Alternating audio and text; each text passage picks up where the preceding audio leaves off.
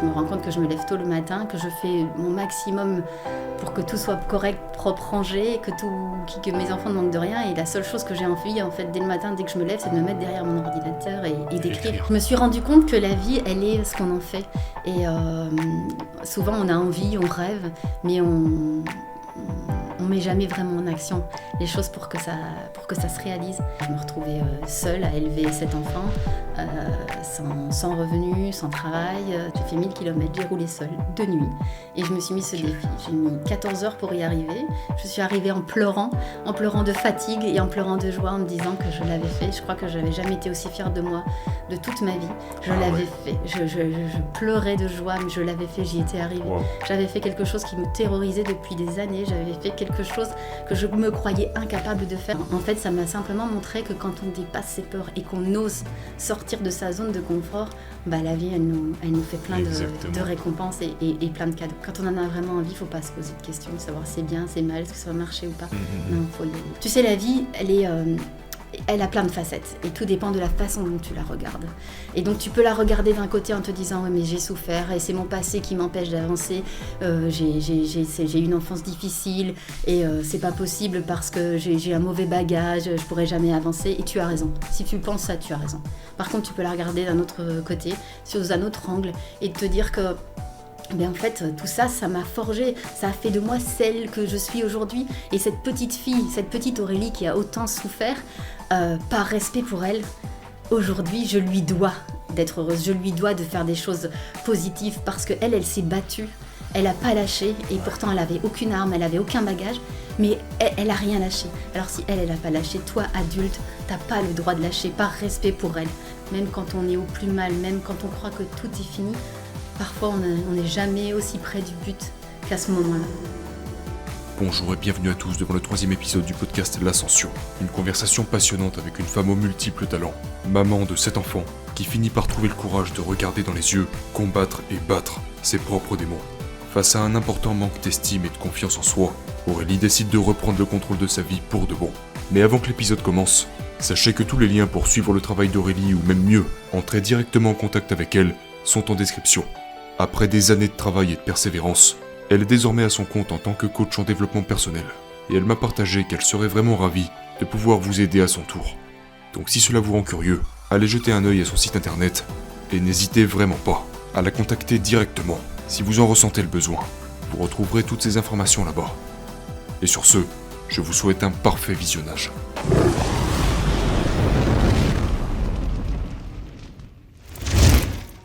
Écoute, ce que je te propose, c'est qu'on commence tranquillement par une présentation.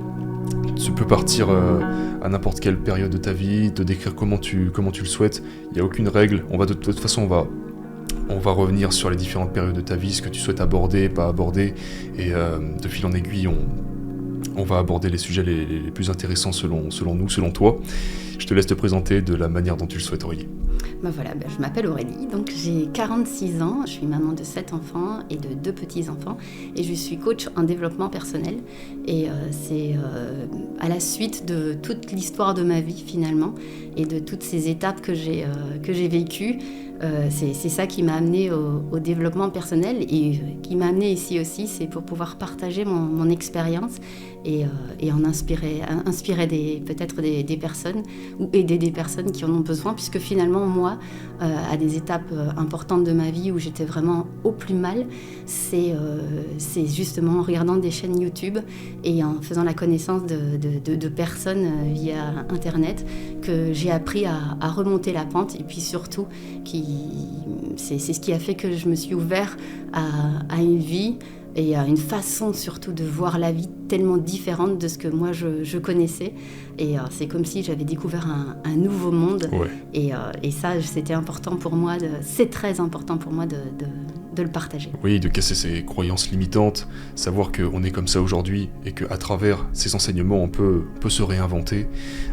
Comment tu en es venu à devenir coach en développement personnel ? Je sais qu'il y a énormément d'étapes avant que tu en arrives à ce stade de ta vie. Qu'est-ce qui t'a poussé dans ce monde ? Peut-être même que tu peux remonter à des étapes plus lointaines de ta vie qui t'ont de fil en aiguille mené justement à ce travail-là que tu exerces aujourd'hui. Oui, c'est ça. Mais en fait, voilà, c'est toute l'histoire de ma vie finalement, puisque j'ai grandi dans une famille avec deux sœurs et un frère. J'ai été, et je suis toujours d'ailleurs, la troisième, et j'ai beaucoup eu de mal à trouver ma place. Et mes parents m'ont donné une éducation très stricte, très sévère.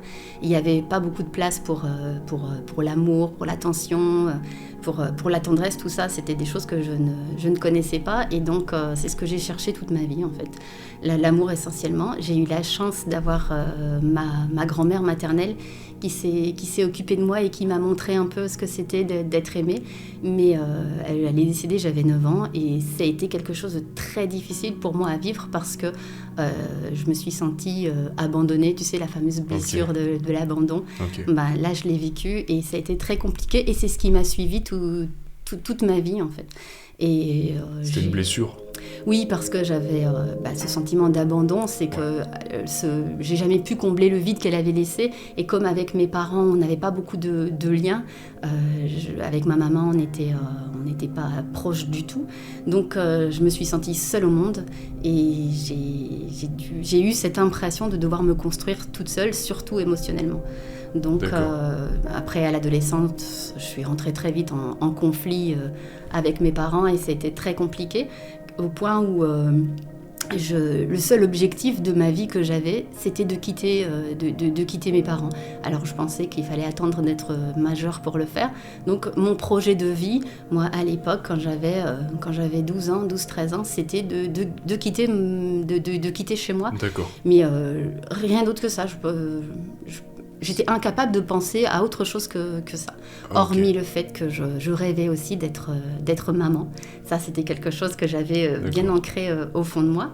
Et donc, c'était compliqué. Et puis, avec mes parents, et un jour, j'avais 17 ans. Et on s'est rendu compte que c'était plus possible de vivre ensemble. Donc, moi, j'ai pris la décision de partir à 17 ans. J'ai eu le droit d'emmener mes vêtements. Et c'est tout. Comment ça s'est passé? Où tu es partie? En fait, je venais de rencontrer celui qui allait devenir mon mari pendant 20 ans. Et on a décidé de prendre un petit studio, mais vraiment un très très petit studio meublé où il y avait un lit, une chaise, et même pas de table, un bureau. Et donc on a vécu dans des conditions compliquées. On n'avait pas de quoi manger, j'avais même pas de quoi payer le bus pour aller à l'école. Enfin voilà, c'était très compliqué, mais j'étais libre. Et ça, pour moi, ça faisait toute la différence. C'était le prix de la liberté et ça m'allait très bien. Tu avais atteint ton objectif à travers ce départ, ton premier objectif. C'était mon premier et mon seul presque, hormis le fait d'avoir des enfants. Mais ça, en même temps, ça faisait partie de la suite logique d'une vie pour moi. Parce que j'avais été élevée où on va à l'école, on se marie, on a des enfants, on a un travail. Et puis voilà, c'était le schéma que je voyais autour de moi. Donc, je ne me suis pas posé de questions. D'accord, ok. Puis, comme je ne voyais que ça, je pensais qu'il n'existait que ça aussi. Ouais. Donc, finalement, c'est une suite logique de choses qui n'étaient absolument pas réfléchies, qui se posaient là comme ça. D'accord. Comment ça s'est passé toute la période scolaire? T'as eu des difficultés? Comment tu l'as vécu?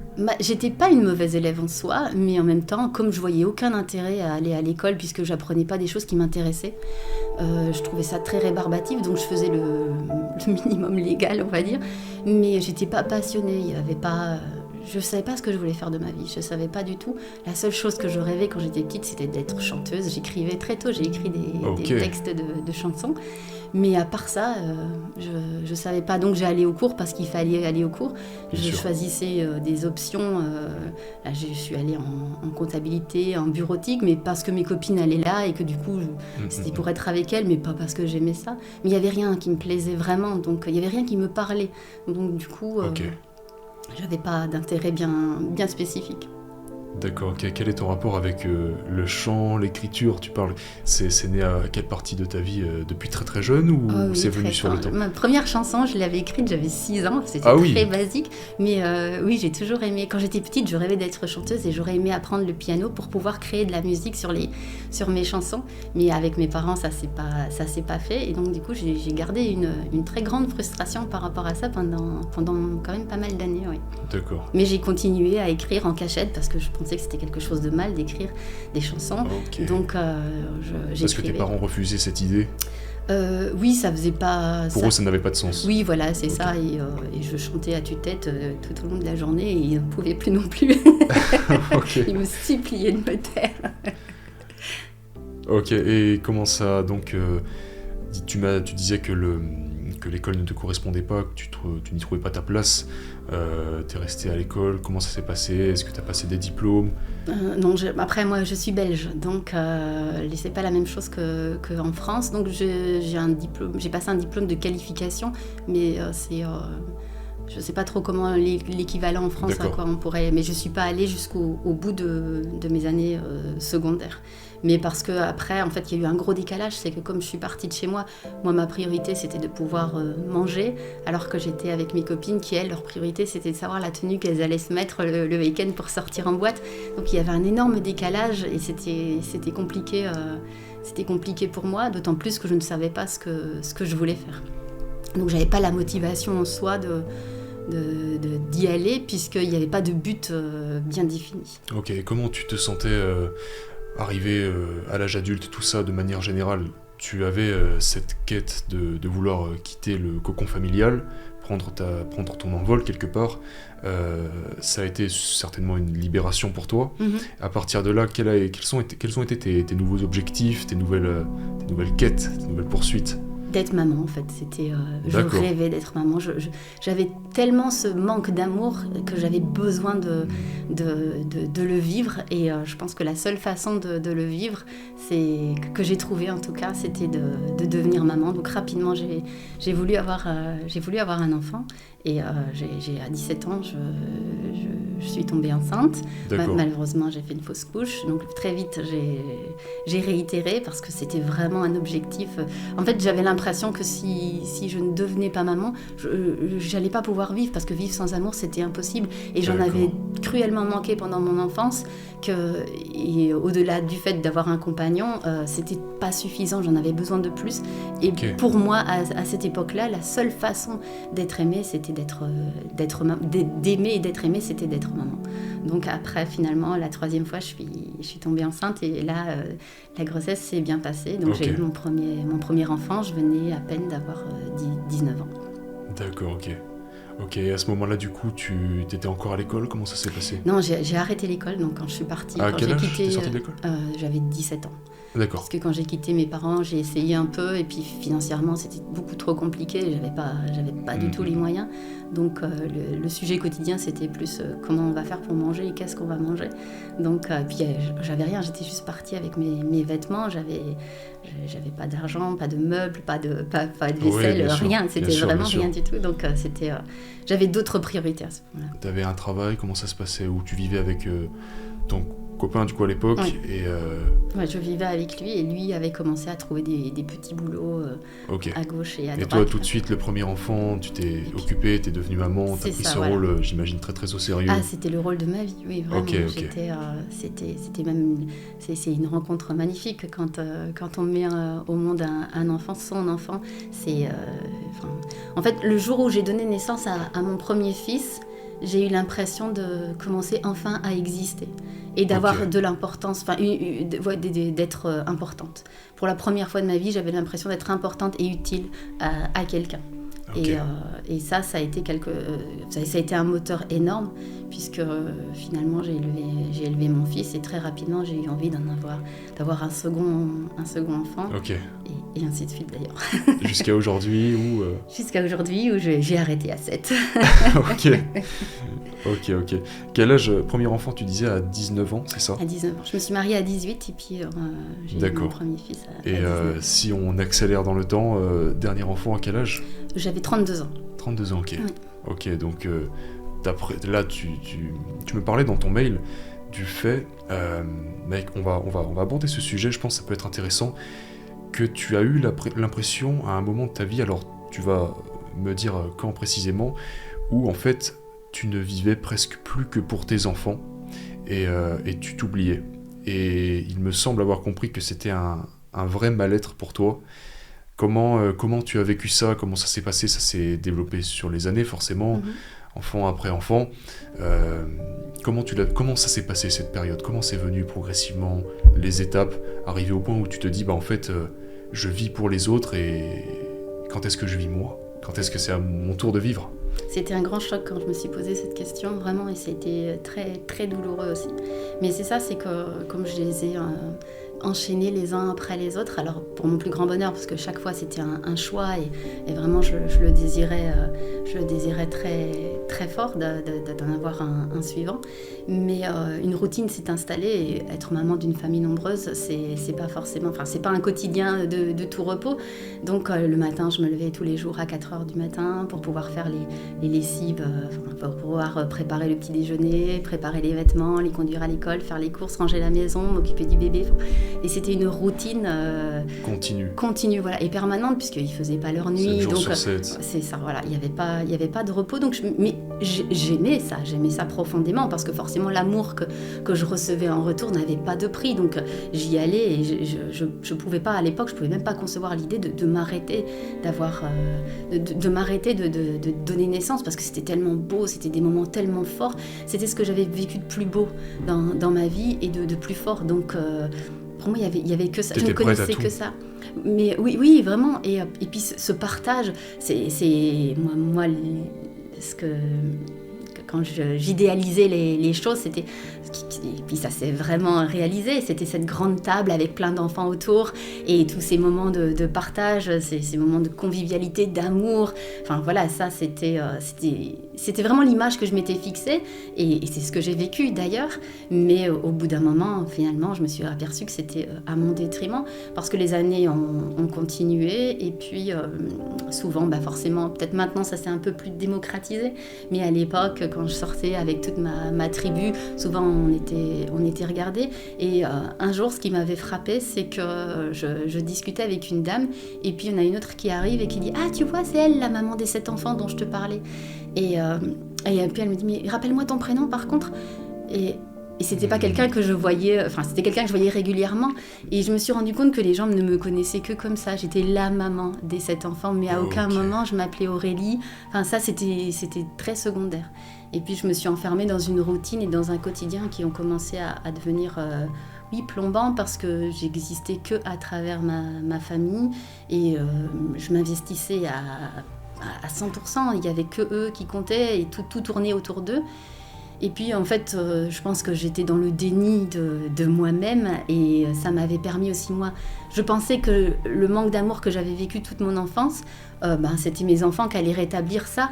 Et j'ai compris en fait que le manque d'amour que je vivais, c'était avant tout le manque d'amour pour moi-même, et que j'aurais pu avoir une centaine d'enfants, ça n'aurait rien changé. Il fallait d'abord que j'apprenne à m'aimer moi. Et ça, c'était une grande claque. Le problème était personnel et la solution était intérieure. À partir de quand tu as commencé à avoir ces raisonnements, de te dire en fait peut-être que c'est pas ce qui va me rendre heureuse, il faut peut-être que je m'y prenne autrement. À partir de quand ça s'est passé et comment tu l'as vécu? Quand j'étais enceinte de mon dernier fils, donc comme c'était le 7e, mon mari à l'époque ne me regardait plus, prenait aussi beaucoup de distance, puisque lui c'était devenu, me voir enceinte, c'était quelque chose de tellement routinier aussi, qu'il prenait plus la peine de se poser un peu avec moi, de sentir le bébé bouger. Moi je vivais toujours les choses intensément, passionnément. Moi je suis une grande passionnée de la vie, et j'aime bien vivre les choses passionnément. Et donc même si c'était le 7e, je vivais toujours la grossesse avec beaucoup d'intensité, et j'avais ce besoin de le partager, et forcément avec lui. Et lui était très lointain par rapport à tout ça, en me disant mais non, mais j'ai l'habitude, je connais, je sais ce que c'est maintenant, un bébé qui bouge, non mais c'est bon, ça va. Et il banalisait beaucoup les choses, et ça m'a fait énormément souffrir, et je me suis sentie très seule. Et ma dernière grossesse, je l'ai vraiment vécue très très seule. D'accord. Et ça m'a fait beaucoup de peine. Et là, il y a eu pas mal de remises en question, parce que je me suis rendu compte que c'était le 7e, finalement, ce vide qui avait Que tu ressentais depuis un petit moment. Voilà, depuis mon enfance, longtemps, exactement. Bah, ce vide, il était toujours là. Et même quand j'étais pleine de vie et que je la portais, ce vide-là était toujours présent et commençait à prendre de plus en plus de place. C'est-à-dire que je pouvais être entourée de toute ma famille. J'avais une immense et une profonde solitude à l'intérieur de moi, mais qui me torturait. Et plus j'avançais dans les années, et pire c'était. Donc c'était un cercle sans fin, puisque je pensais que c'était en donnant la vie que ça allait m'apporter cet amour et que ça allait me nourrir. Alors certes, ça me nourrissait, mais le vide là qui était à côté était toujours bien présent et remontait même à la surface de plus en plus, parce que en fait les enfants, quand ils commencent à grandir, ils sont parfois le reflet de certaines choses que vous portez et qu'on n'a pas forcément envie de voir aussi. Donc j'ai commencé à être peut-être face à certaines parties de moi-même grâce à eux. Et en fait, ils grandissaient, mais ils me faisaient grandir aussi. D'accord, c'était peut-être la première partie de la réponse que tu cherchais. Tu as cherché l'amour, tu t'es dit c'est en donnant la vie à mes propres enfants que je vais le trouver, cet amour. Exactement. Et en fait, en les voyant grandir, en t'occupant d'eux 7 jours sur 7, entre le premier et le 7e, il s'est écoulé, si je dis pas de bêtises... 13 ans de différence. 13 ans de différence. Donc là, on a déjà 13 ans de vie qui se sont écoulés, des années et des années et des années. Ce sentiment qui a dû évoluer, il a forcément dû avoir des fluctuations, mais comme tu disais, tu vivais tellement la chose intensément. À chaque enfance, c'était super précieux, important, vital pour toi. Ce sentiment, tu devais le ressentir de temps en temps, mais ce que je voulais dire, c'est au début, tu as cherché l'amour en donnant la vie à tes enfants, et ce que tu disais juste avant, j'ai trouvé ça intéressant, c'est qu'en voyant grandir tes enfants, ça t'a fait te poser de nouvelles questions. Et ça t'a mis peut-être sur ça t'a réorienté pour te trouver toi, pour trouver tes propres réponses et l'amour en ton propre intérieur. Comment, à partir de là, j'imagine que je vais te laisser la parole. Comment tu as, abordé ce problème, entre guillemets, de manque d'estime de soi, d'amour propre? Mais à ce moment-là, les mots amour de soi, estime de soi, tout ça, je connaissais pas du tout, parce que j'étais vraiment enfermée dans mon monde de maman. Il y avait vraiment rien d'autre qui existait. J'avais très peu d'amis, et puis je sortais pas. J'étais même devenue un peu agoraphobe, donc je n'osais pas trop sortir. Tout mon monde, toute ma vie ne tournait que à l'intérieur de ma maison et autour de ma famille. Et puis là, avec ma grossesse et la façon dont je voyais où ça avançait, et que finalement cette solitude qui était de plus en plus plombante, malgré le fait que je sois de plus en plus entourée, m'ont fait me dire qu'il y avait quelque chose qui n'allait pas. Et puis j'étais vraiment dans un état de déprime souvent, que je cachais parce qu'il fallait pas que je le montre à mes enfants. Moi, je voulais, en fait... Souvent, quand on est parent, on a envie de ne pas reproduire les souffrances qu'on a vécues. Donc moi, j'avais vraiment créé ce petit univers de tout ce que j'avais vécu moi dans mon enfance. Il fallait absolument que je fasse le contraire, puisque j'en avais tellement souffert qu'il fallait que j'inverse la tendance. Sauf que moi, du coup, j'inversais la tendance, mais à l'extrême. J'étais assez possessive aussi avec mes enfants. Et c'était un cocon familial que j'avais créé, et c'était une bulle. Mais hormis cette bulle, il n'y avait rien d'autre. Donc, là, c'est à partir de mon petit dernier que j'ai commencé à en souffrir pendant ma grossesse. Ce qui doit être difficile, c'est de te rendre compte, comme tu le disais juste avant, tu étais de plus en plus entouré au fur et à mesure des années, et tu te sentais toujours autant seul. Voire de plus en plus même, parce qu'il y avait un décalage énorme qui se créait, justement, ce paradoxe d'avoir autant de monde autour de soi à s'occuper et qui sont dépendants de soi, et tout en ayant ce vide immense qui était très très douloureux et qui devenait de plus en plus douloureux au fur et à mesure du temps. Et donc je me suis souvenue que ce qui me faisait plaisir, c'était quand j'étais petite, enfin mon rêve quand j'étais petite, c'était de devenir chanteuse et la musique. Et puis je me suis dit, tiens, et si j'essayais de me mettre à la musique. Donc j'étais enceinte de 8 mois et j'ai décidé d'aller acheter une guitare et de suivre des cours de guitare. Ok. Et donc j'ai appelé là au magasin où j'ai acheté ma guitare, j'ai demandé s'ils pouvaient me renseigner sur un professeur. Et donc ils m'ont donné le numéro de quelqu'un que j'ai contacté. D'accord. Et donc je suis allée le voir, ça me fait rire maintenant parce que le jour où je l'appelle pour lui dire que je voudrais prendre des cours, je lui dis par contre je suis enceinte, est-ce que ça pose un problème ? Il me dit non, bien sûr que non, pas de souci. Et puis quand le jour où je suis arrivée chez lui, qu'il a ouvert la porte, je me souviendrai toujours de son regard et après il m'a dit mais quand tu m'as dit que tu étais enceinte, mais moi je pensais au début mais pas prête à accoucher parce que forcément pour apprendre la guitare avec un ventre proéminent c'était très compliqué, mais moi j'étais tellement motivée. Ouais. Et c'est une très belle histoire parce que moi je suis arrivée et c'était presque tabou le fait que j'écrive des textes et que j'aimais beaucoup ça, puisque mes parents n'avaient jamais trouvé ça intéressant.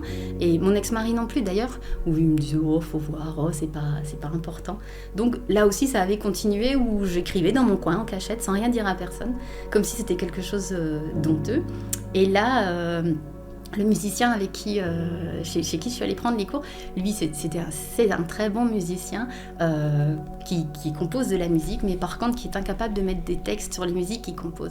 D'accord. Et donc là quand j'ai entendu ça, je me suis dit tiens ici je lui disais que moi j'écris un peu et donc du coup j'ai mis quelques temps, mais quelques séances avant de lui dire, et puis il me dit ah ben super, montre-moi tes textes. Donc c'est ce que j'ai fait la fois suivante, et lui il m'a fait écouter ses musiques. Ça doit être une sorte de choc, je suppose, pour toi, de enfin avoir quelqu'un qui prend ton travail au sérieux. C'était magique en fait, j'ai eu l'impression pour la première fois depuis très longtemps d'être à ma place. Okay. Quand je rentrais dans son petit studio et que la porte se refermait, j'étais dans un univers juste magique pour moi. C'était enfin t'es là où tu dois être. Pour la première fois je m'autorisais à faire quelque chose que j'aimais, mais juste pour moi, pas par rapport à mes enfants, à ma famille, juste pour moi, et ça n'avait pas de prix. Donc j'y ai pris beaucoup de plaisir. T'as commencé à t'accorder du temps pour toi aussi, et c'était la première fois depuis des années que je faisais quelque chose qui me faisait envie, que j'aimais, et juste pour moi. Magnifique. Et ça a été le début du déclenchement, on va dire, pour la suite. Et tu me racontais tout à l'heure en off cette anecdote quand t'avais, si je dis pas de bêtises, 15 ans, où tu étais avec tes parents dans ce village très très peuplé. C'est ça, oui. Je sais pas, 400. Je dis 400, mais c'est une image, mais oui, il y avait très très peu d'habitants. Ouais, et j'ai trouvé ça super intéressant. Est-ce que tu peux revenir dessus, comment ça s'est passé, comment tu l'as vécu, et ce que ça t'a apporté ?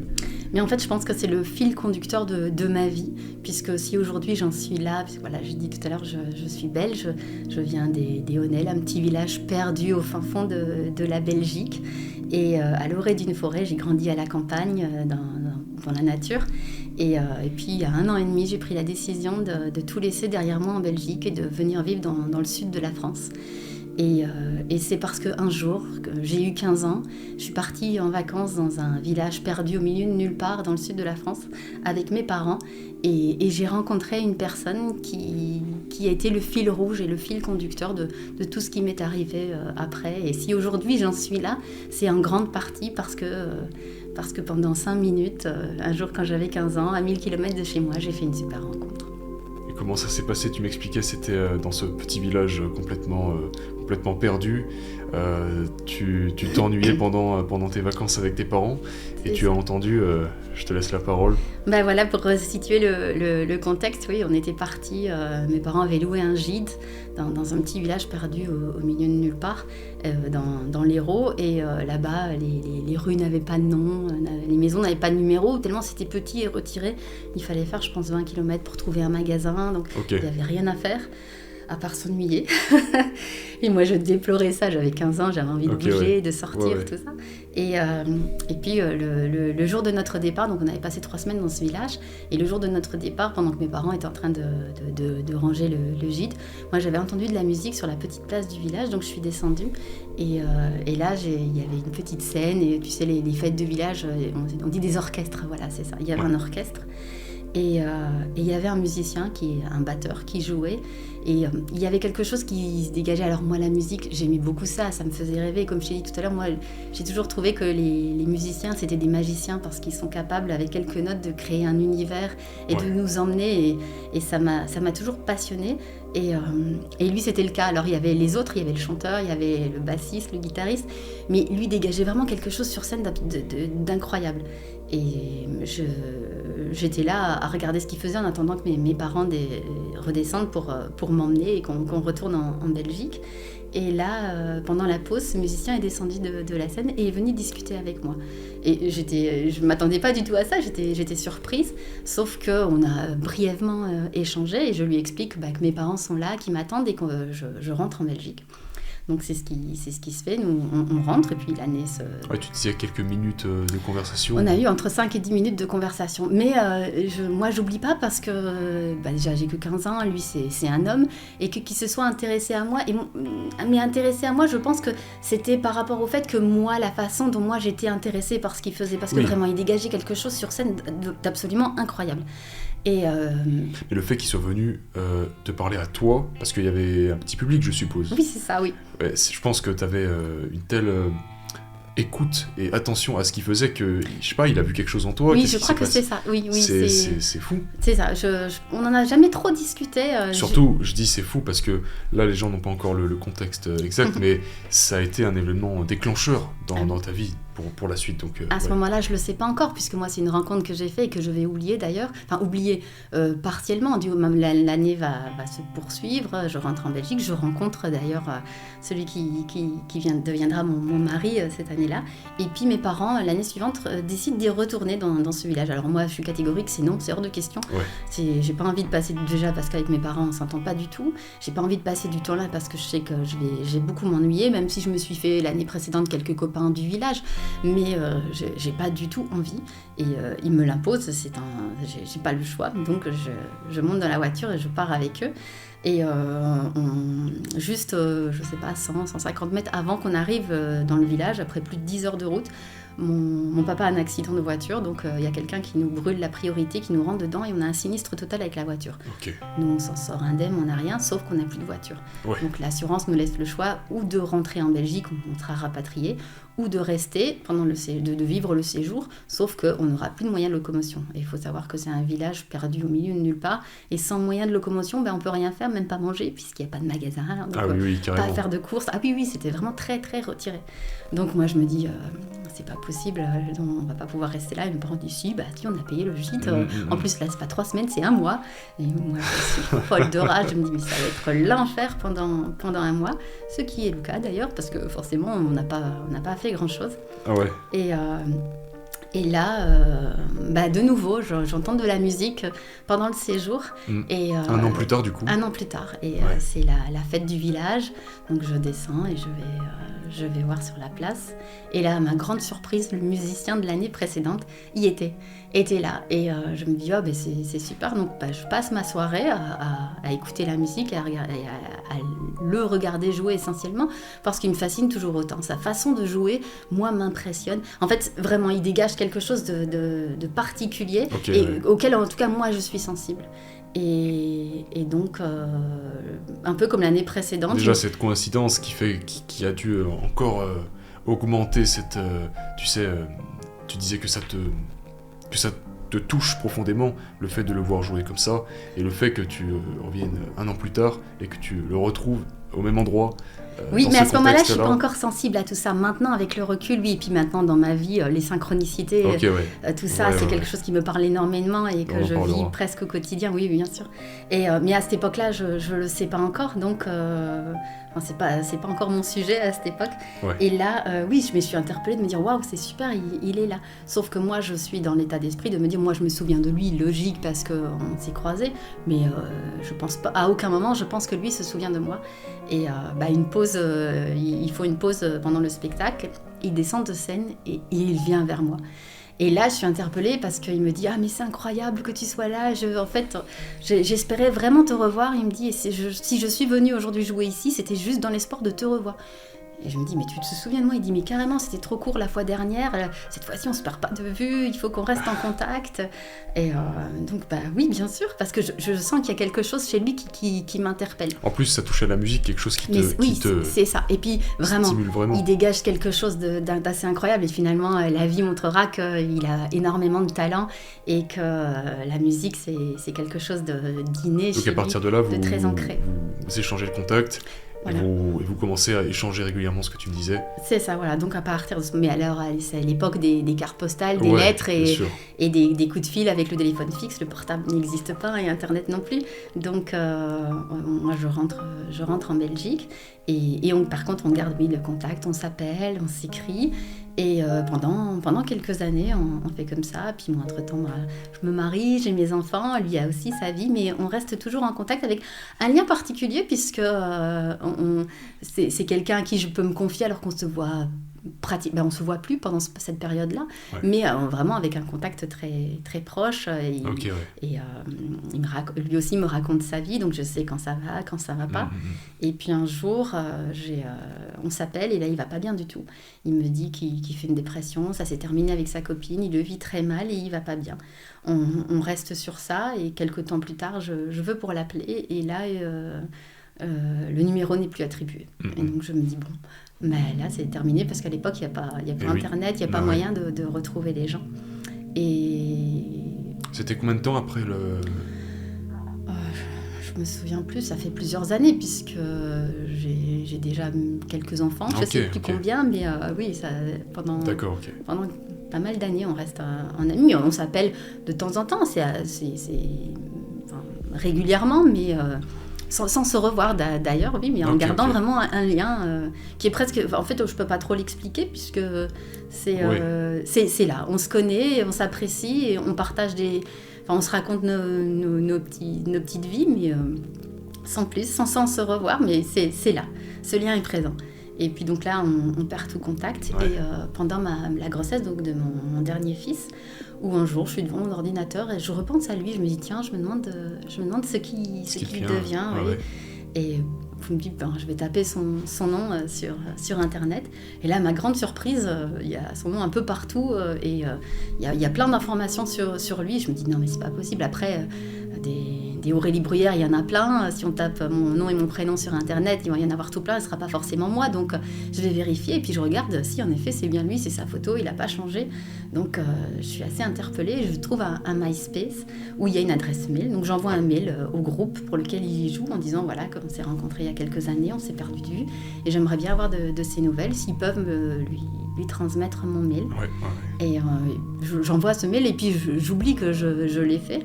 Et 15 jours, 3 semaines après, je reçois un mail qui me dit j'arrive pas à croire que tu m'aies retrouvé, voilà mon numéro de téléphone, appelle-moi dès que tu lis ce mail. Et donc là, je l'appelle et on reprend là où on en était en fait. Je sais que c'est ce qui a fait la différence, c'était un musicien et moi dans mes rêves, c'est vrai que c'était quelque chose qui avait de l'importance. J'aurais rêvé moi pouvoir jouer de la musique et surtout de pouvoir chanter, mais comme c'était quelque chose d'interdit presque. Oui, donc forcément il y avait cette connotation là qui était là bien présente par rapport à la musique. Ouais. Ok, très intéressant. Et pour en revenir à cette période où tu as commencé la guitare, du coup, bien plus tard, t'as continué? Comment ça s'est passé? Tu en faisais régulièrement? C'était compliqué, certainement? Mais en fait, j'ai pas beaucoup appris la guitare parce que très rapidement, avec mon musicien, on a commencé à travailler des chansons. Moi, j'ai amené les textes et lui a commencé à composer sur les textes ou inversement, il me donnait la musique et moi, j'écrivais sur sa musique. Donc, la guitare, finalement, je l'ai mise de côté et au début, je la prenais, mais elle restait dans la housse et finalement, après, je la prenais même plus. D'accord. Mais je faisais ce que j'aimais enfin et puis c'était... Donc toi, c'était plus écrire non? Écrire et chanter, oui. Écrire et chanter, ok. Et puis, ce qui était aussi absolument incroyable, c'était que pour la première fois, mes textes prenaient vie. Oui, prenaient vie. Il y avait de la mélodie qui venait se poser dessus et puis d'entendre ce que ça pouvait donner. Puis lui, il avait un regard très... vraiment, c'est quelqu'un qui a beaucoup de talent, donc il avait un regard sur mes textes que moi, j'avais pas forcément. Donc, il y amenait sa touche à lui. C'était très riche. Moi, c'était des moments juste incroyables que je vivais. J'avais jamais envie que ça se termine. Ok. Et comment ça se passe à ce moment-là, le quotidien avec tous tes enfants, comment dirais-je, le temps que tu t'accordes à toi-même? Est-ce que tu as réussi à mettre, trouver un peu plus un équilibre qui te convient plus à ce moment-là ou... À ce moment-là, oui, parce qu'il y a quelque chose enfin que je fais pour moi et que j'aime, donc je suis motivée. Ouais. Donc je me lève très tôt, tous les jours, je me lève à 4h du matin pour faire tout ce que j'ai à faire. Et puis après, pour me consacrer à la chanson, écrire écrire de nouveaux textes ou écrire sur les mélodies qui m'a donné à travailler, tout ça. Donc j'ai cette motivation-là qui est là, qui me prend au cœur, au corps et à l'âme. Ouais. Et donc, oui, j'ai un regain d'énergie et d'espoir. Et je me sens enfin exister autrement qu'en étant juste une maman. T'as quelque chose qui te transcende, qui C'est t'anime, ça, oui. qui te donne une raison presque de continuer à vivre. Pendant toute cette période où, avant de découvrir, vraiment de te consacrer un peu plus personnellement à la musique, etc., est-ce qu'il y a eu des moments où vraiment t'avais presque perdu espoir ou Oui.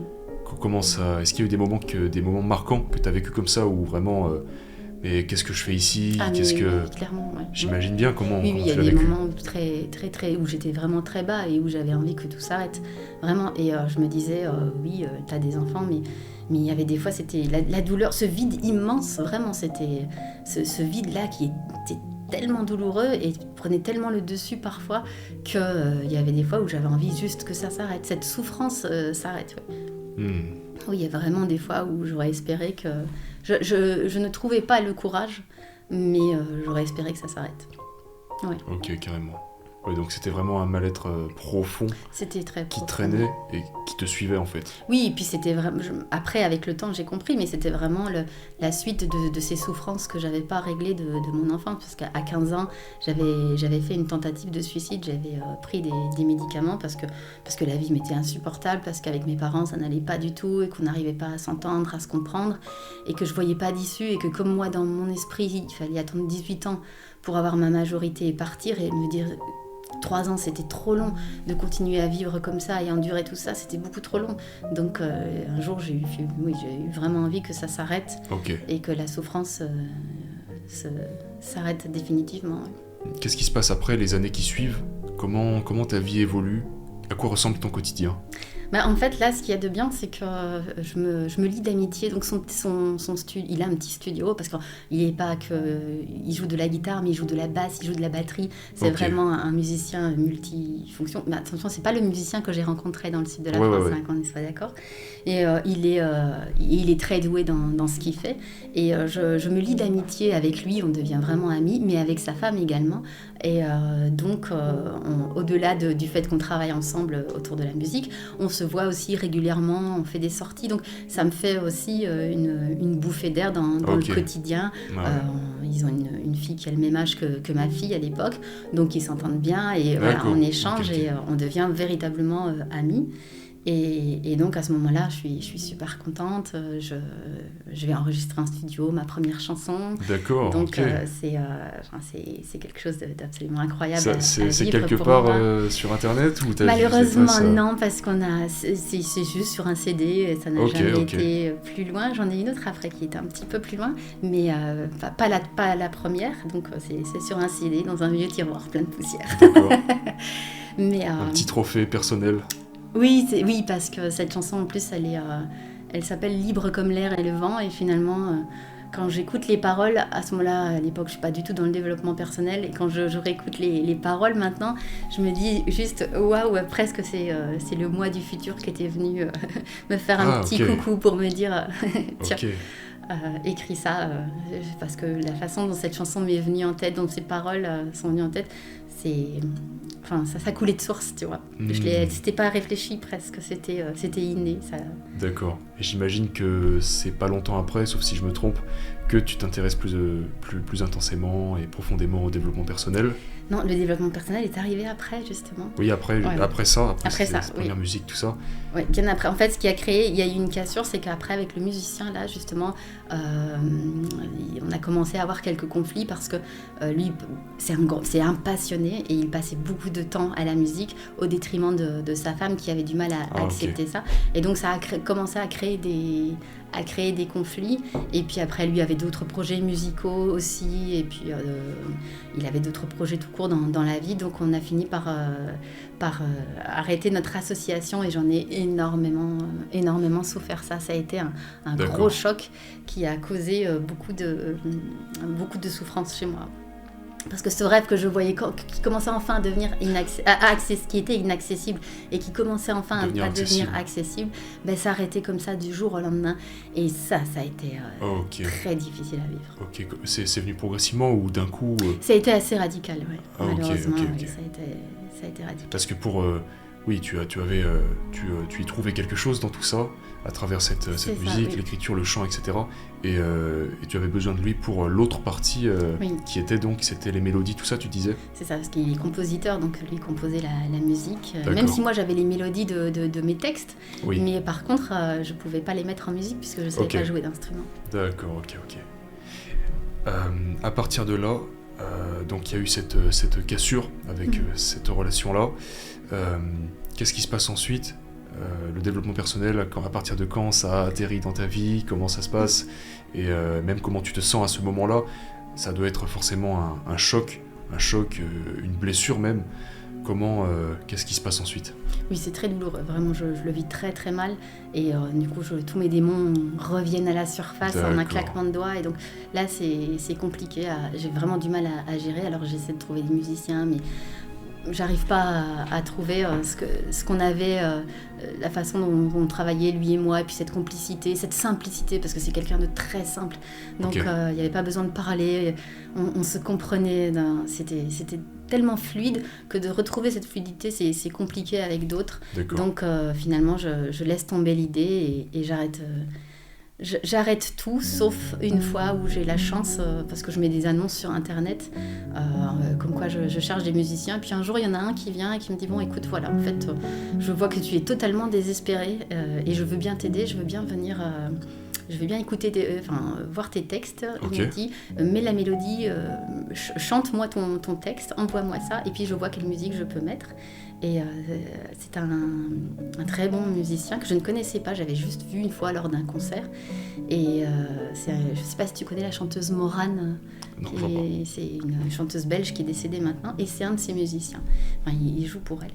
Et il me propose quelque chose, et donc il travaille la musique, et puis il m'envoie. Et ce qu'il fait, c'est juste incroyable. Donc je suis super contente.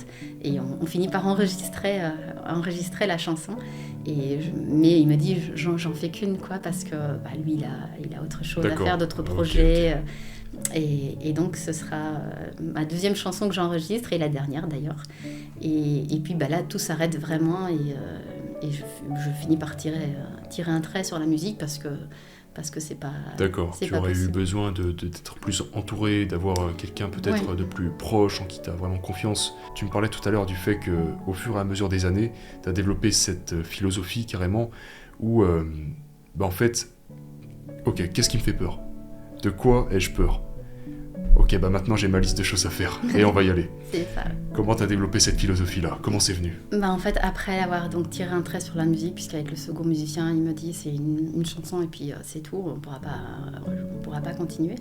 Donc il y a un grand moment de solitude et de tristesse, et puis je me dis... Toujours les enfants entre-temps, mais bien tous sûr, les jours, toujours la famille, évidemment. oui, voilà, bien sûr, le quotidien de la famille qui est là, mais qui, même si ça me booste, parce que forcément, Oui.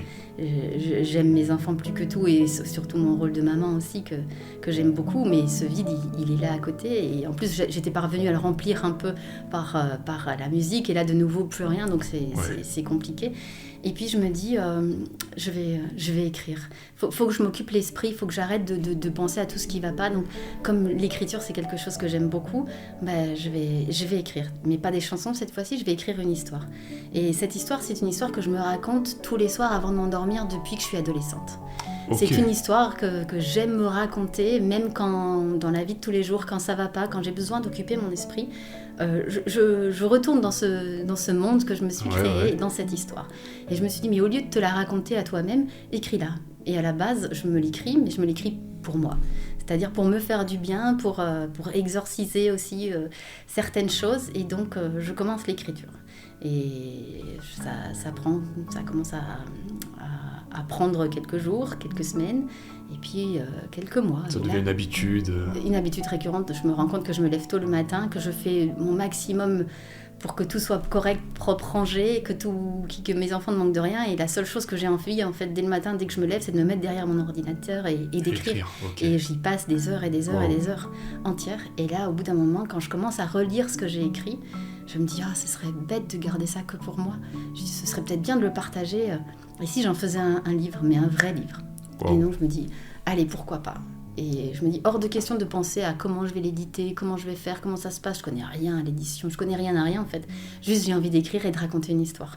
Et je me dis, c'est ça que tu as envie, alors c'est ça que tu vas faire et te pose pas d'autres questions. Et ce livre, il est un peu assez autobiographique dans les premiers chapitres. Et après, il part dans l'imaginaire, c'est un roman fantastique. Et sauf que j'ai gardé tous les lieux, tous les endroits sont vrais. Les personnages, j'en ai créé que 2 qui n'existent pas. Et après, au fur et à mesure du temps, je vais finir par les rencontrer en vrai. Alors ça aussi, c'est une expérience que j'ai vécue juste incroyable. Donc je m'inspire de toutes les personnes de mon entourage que j'ai rencontrées. Ça, c'était quelque chose d'assez fort que j'ai vécu aussi, j'avoue.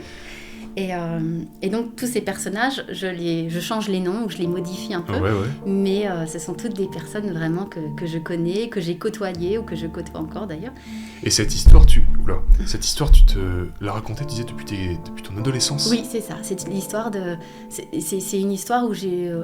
en fait, quand je vivais des moments très difficiles avec mes parents, quand j'étais petite, j'avais compris que parfois, quand mon père était très très sévère, je pouvais pas lutter. Il avait plus de force physique que moi et moi je pouvais pas lutter.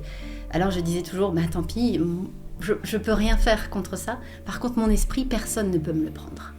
Donc je prenais mon esprit et je m'évadais. Et je partais parfois dans très très loin.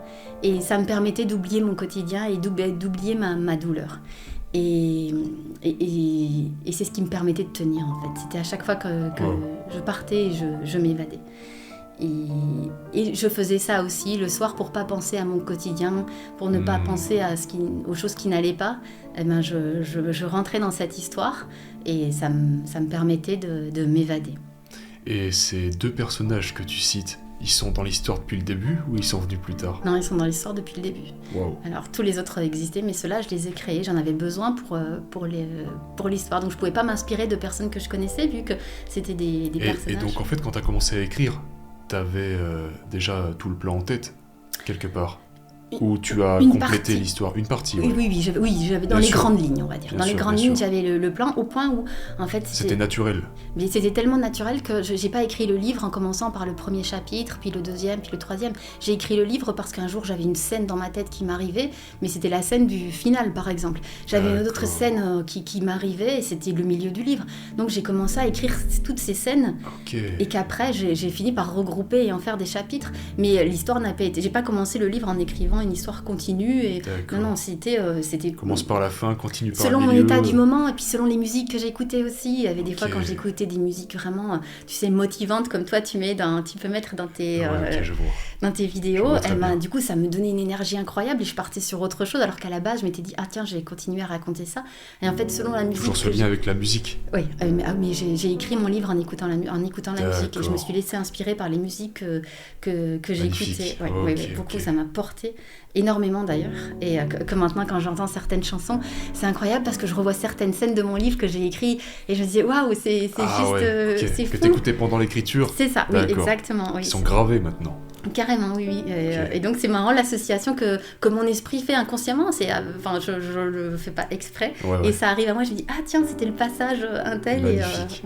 Et c'est assez marrant, ouais. Ok, et ça dure combien de temps ? Enfin, tu pars sur cette écriture Alors au début, est-ce que tu as l'intention d'écrire un livre dès le départ ou au début tu dis je vais juste mettre cette histoire sur papier?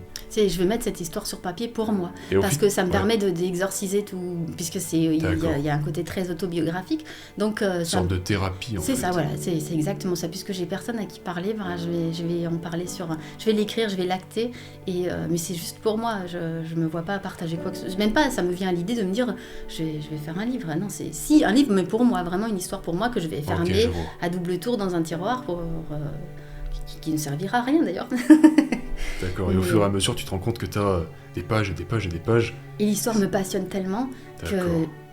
qu'à un moment donné, j'ai envie de partager. Et puis, c'est aussi parce que ces personnages font partie intégrante de mon quotidien le matin. Je me lève et c'est la première chose à laquelle je pense. C'est un reflet de ta propre vie. Oui, et puis je me plonge dans ce monde-là qui est devenu le mien. Et je vis intensément avec mes personnages. Et ça, vraiment, c'est très très fort. C'est tellement fort que le jour où je mets pas de mots fins d'ailleurs, mais le jour où j'écris les dernières phrases, je pleure. Le jour où j'ai écrit les dernières phrases de mon livre, j'en pleurais parce que j'avais l'impression de dire au revoir à des personnages avec qui parce que j'ai mis 2 ans pour l'écrire, mais 2 ans tous les jours. Il y a eu très très peu de moments de pause et de repos, et donc j'ai vraiment vécu pendant 2 ans avec ce petit monde, avec tous ces personnages, et c'était difficile de dire c'est fini. Ouais, on arrête, stop, là, il faut que tu arrêtes là, t'es arrivé au bout. Ok, donc 2 ans, un petit peu tous les jours, tu disais tous quasiment. tous les jours, oui, tous les jours, ouais. Plusieurs heures par jour, oui. D'accord, incroyable. Combien de pages? Oh, il n'y en a pas beaucoup finalement, parce qu'après, forcément, quand tu regroupes tout, il y a 230 pages. Quoi. Ok. Et donc tu as réussi quand même à le faire sortir, à en faire un vrai livre?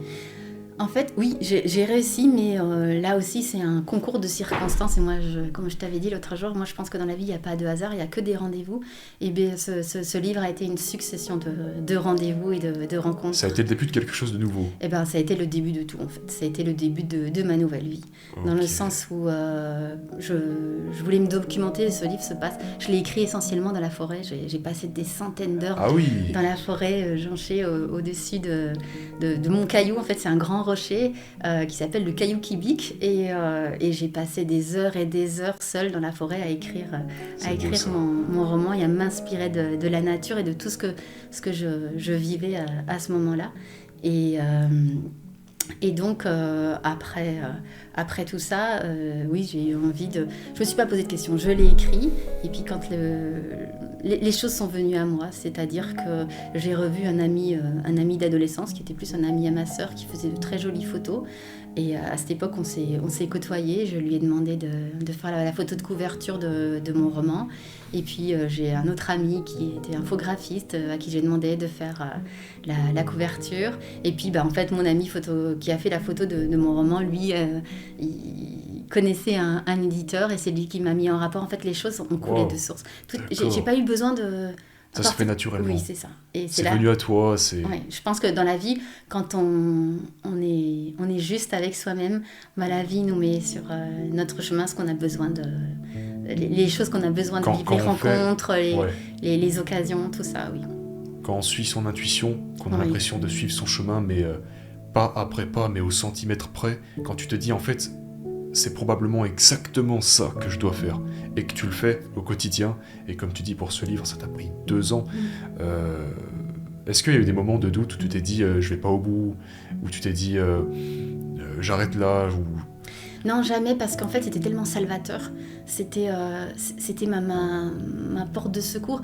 Moi, avec mon mari à l'époque, on vivait rien en fait, à part être parents, c'est tout ce qu'on faisait. On n'allait jamais en vacances, on sortait pas, on allait nulle part, on partageait rien, hormis les enfants. Et donc c'était mon seul moment d'évasion, ce livre, l'écriture de ce livre. Donc pour rien au monde, j'aurais voulu que ça s'arrête. Ok, je comprends. Ok. Et après ça, qu'est-ce qui se passe alors? Mais il se passe que je me documente sur la nature, sur les plantes, sur plein de choses. J'essaie parce que ce livre est vrai, toutes les choses sont vraies. Vraiment, c'est une histoire qui part après dans le fantastique, mais avec cette impression de se dire, et si c'était vrai? Et donc j'essaie de le rendre le plus réel possible. Et donc je me renseigne, je demande... J'ai à l'époque la cousine de mon mari qui s'intéresse beaucoup à tout ce qui est nature, plantes, tout ça. Et donc je sais qu'elle a des livres là-dessus, et je lui demande si elle ne peut pas m'en prêter quelques-uns. Et c'est ce qu'elle fait, et elle me prête un livre notamment de Rika Zaraï, le livre absolument improbable, je ne me souviens plus du titre. Mais je le lis avec attention malgré tout, et il y a certaines phrases qui me parlent. Je ne me souviens plus de ces phrases, mais en fait je me souviens plus de ces phrases parce que ce qui a été important pour moi, c'est que le jour où j'ai lu ce livre, certaines phrases se sont comme... allumées dans le bouquin. Et elles étaient beaucoup plus voyantes que tout le reste. D'accord. Et ça m'a énormément parlé. Et donc, ça parlait de confiance en soi, ça parlait d'estime de soi, enfin de ce genre de choses que je connaissais pas du tout. Les Et pièces ça m'a manquantes du puzzle. interpellée, exactement. Et donc, du coup, je suis allée voir sur Internet. Et j'ai commencé à m'intéresser à ça et à vouloir découvrir de quoi elle parlait, essayer de comprendre ce qu'elle voulait dire. Et là, j'ai découvert des choses. C'est-à-dire qu'en tapant certains mots, certaines phrases sur Internet, je suis tombée sur une chaîne YouTube principalement, et qui était sur le développement personnel. Et cette chaîne, le premier interview que j'ai vu, a radicalement changé le cours de ma vie. Elle est encore sur YouTube, cette interview, tu penses ? Oui, je pense que... On mettra le lien dans la description. Ah oui, si tu veux. On mettra le lien de la chaîne et tout ça. Bah, du coup, la chaîne, tu disais, c'était C'est Tistria. Tistria. Voilà, Ok, ouais. bah tu me diras, je mettrai les liens. Moi, cette chaîne, elle a changé véritablement le cours de ma vie, mais ma façon de penser, ma façon de voir les choses. Ok, c'est ce que tu me disais tout à l'heure, t'as l'impression d'avoir ouvert une porte avec, comment dire, tu sais, cette métaphore, tu citais, j'ouvre une porte, et puis derrière cette porte, il y a 10 nouvelles portes. C'est ça, exactement. Et j'ouvre les autres portes, et il y a 20 nouvelles portes, etc., etc. Et c'est découverte après découverte, de manière exponentielle. Tu parlais aussi, peut-être qu'on peut parler de ça maintenant, de l'incompréhension de ton entourage, et principalement de ton partenaire à l'époque, qui te voyait, en fait, complètement... comment dire, émerveillé par ces nouvelles découvertes. Et il me semble que tu as essayé de l'emmener avec toi, de lui faire découvrir tout ça. Comment ça s'est passé ? Raconte-nous. Mais en fait, voilà, c'est ça, c'est que je découvre une autre façon de voir la vie. Là, ce sont des gens qui montrent leur façon de voir la vie, de voir les choses. Et moi, je suis dans un schéma où on est, on vit notre enfance, notre adolescence, on a un travail, enfin, on se marie, on a un travail, on a des enfants, et puis on meurt. Moi, mon schéma de vie, c'est ça, c'est ce qu'on m'a appris, ou en tout cas, c'est ce qu'on m'a montré. Et il n'y a rien autour, et je ne me pose pas la question non plus, parce que comme je ne connais pas, quand on ne connaît pas, on ne peut pas savoir ce qui existe à côté. Et donc, je pense que c'est ça la vie. Et sauf que là, j'arrive et je vois des gens qui me montrent que la vie, c'est plein de choses. Que la vie, elle est pas... Elle est pas figée, que tout est réalisable, tout est possible, qu'il y a une infinité de possibilités. Moi qui crois que je suis née pour mourir, moi qui crois que là, en fait, chaque jour que je vis, c'est un jour de plus qui me rapproche de ma mort. Mais je vais vraiment avec cet état d'esprit, j'avance avec cet état d'esprit. Donc, à quoi bon ? Je comprends pas. Moi, j'en veux à mes parents énormément de m'avoir mis au monde, parce que je comprends pas le sens de ma vie. Je vois pas ce que je fais là, je vois pas ce que je fais sur Terre, je vois pas l'intérêt de vivre non plus, parce que vivre, c'est souffrir. Je connais que la souffrance. Alors, je connais un peu l'amour, oui, par rapport à mes enfants, mais je me suis rendu compte que je peux pas leur imposer de me rendre heureuse.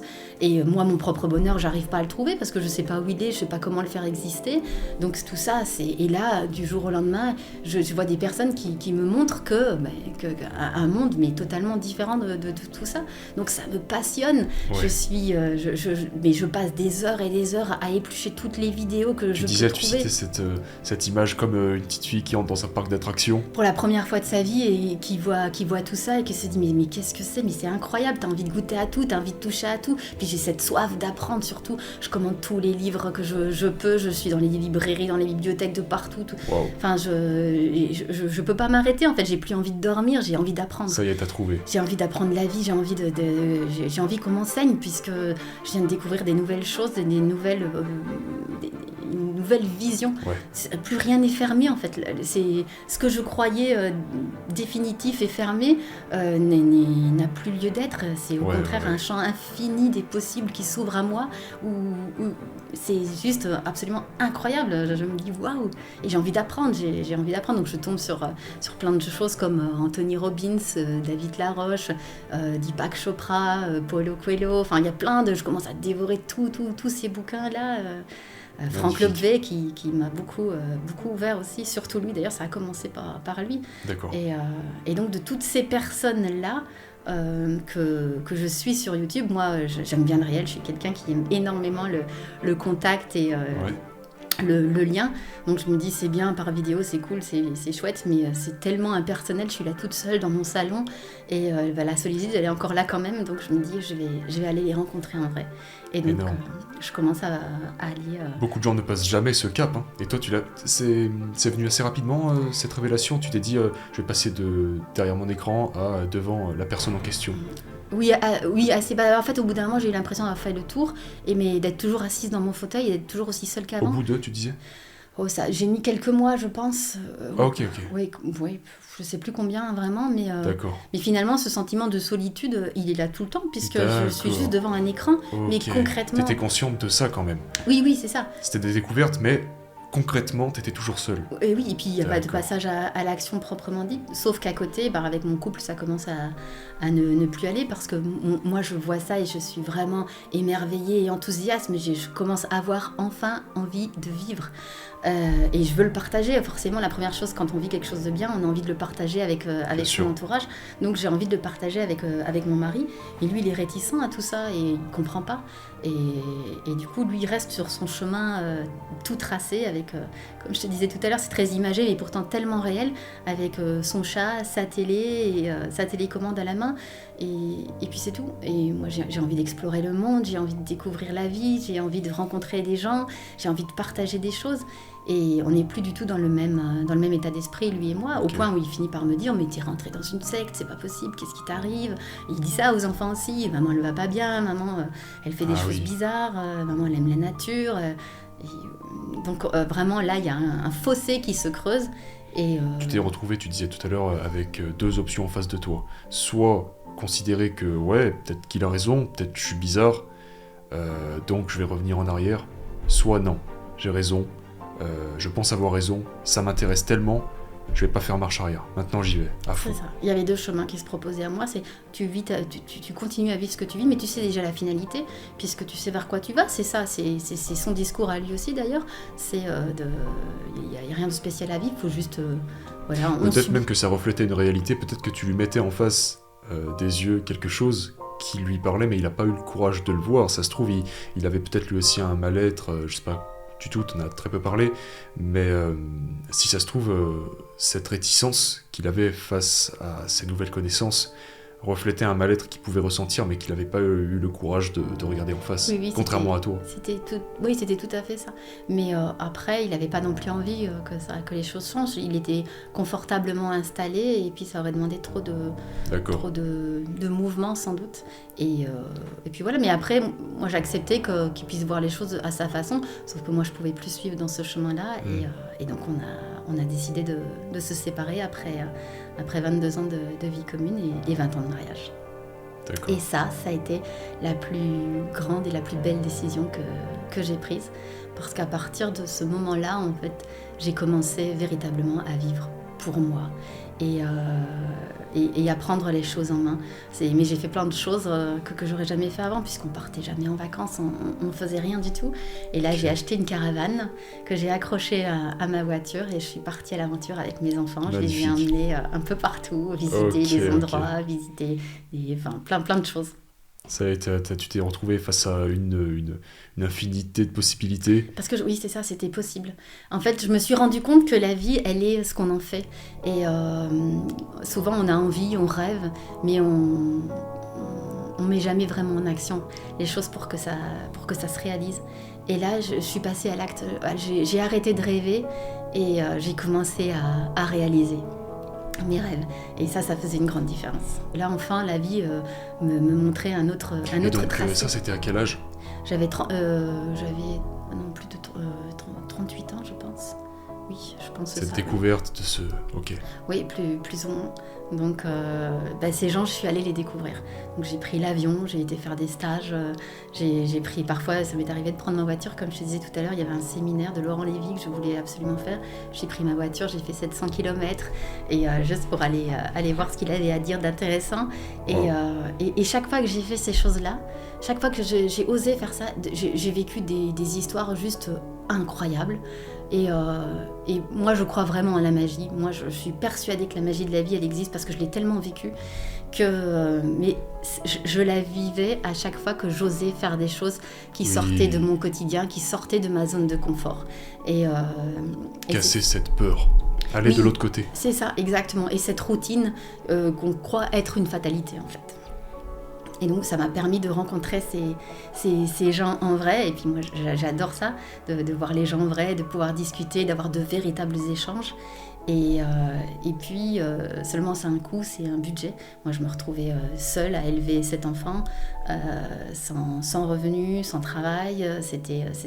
Après, je rentre pas dedans parce que en fait j'ai pas envie, parce que finalement c'est à côté de ce que je venais de découvrir, c'était presque dérisoire, mais j'avais la crainte, mon ex-mari voulait vendre la maison, donc j'avais la crainte de me retrouver sans un toit sur la tête, avec cet enfant toute seule à gérer, parce que lui c'était complètement dédouané des enfants, de l'éducation, tout ça, donc ça a été vraiment quelque chose de compliqué à vivre, mais le reste a tellement pris d'ampleur après que j'ai pas envie de m'attarder là-dessus, parce que finalement c'était une leçon de vie, tout est leçon de vie. Et ça m'a permis de comprendre que j'étais capable de m'en sortir toute seule et de m'occuper de mes enfants toute seule.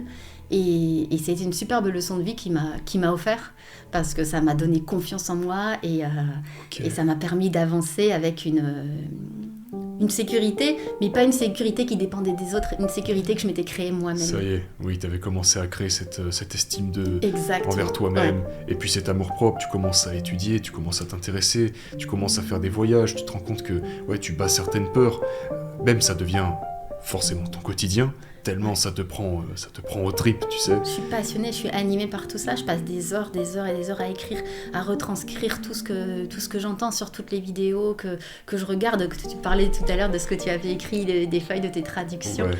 Et ben moi j'ai des tas de feuilles Des manuscrites de tout ce que j'ai retenu, parce que j'avais besoin d'imprimer ça. Je trouvais ça tellement incroyable qu'il fallait que je l'inscrive. Ouais. Puis que tu l'intègres. C'est ça, exactement. Oui, tout à fait. Au début, je l'intègre et j'écris pour moi.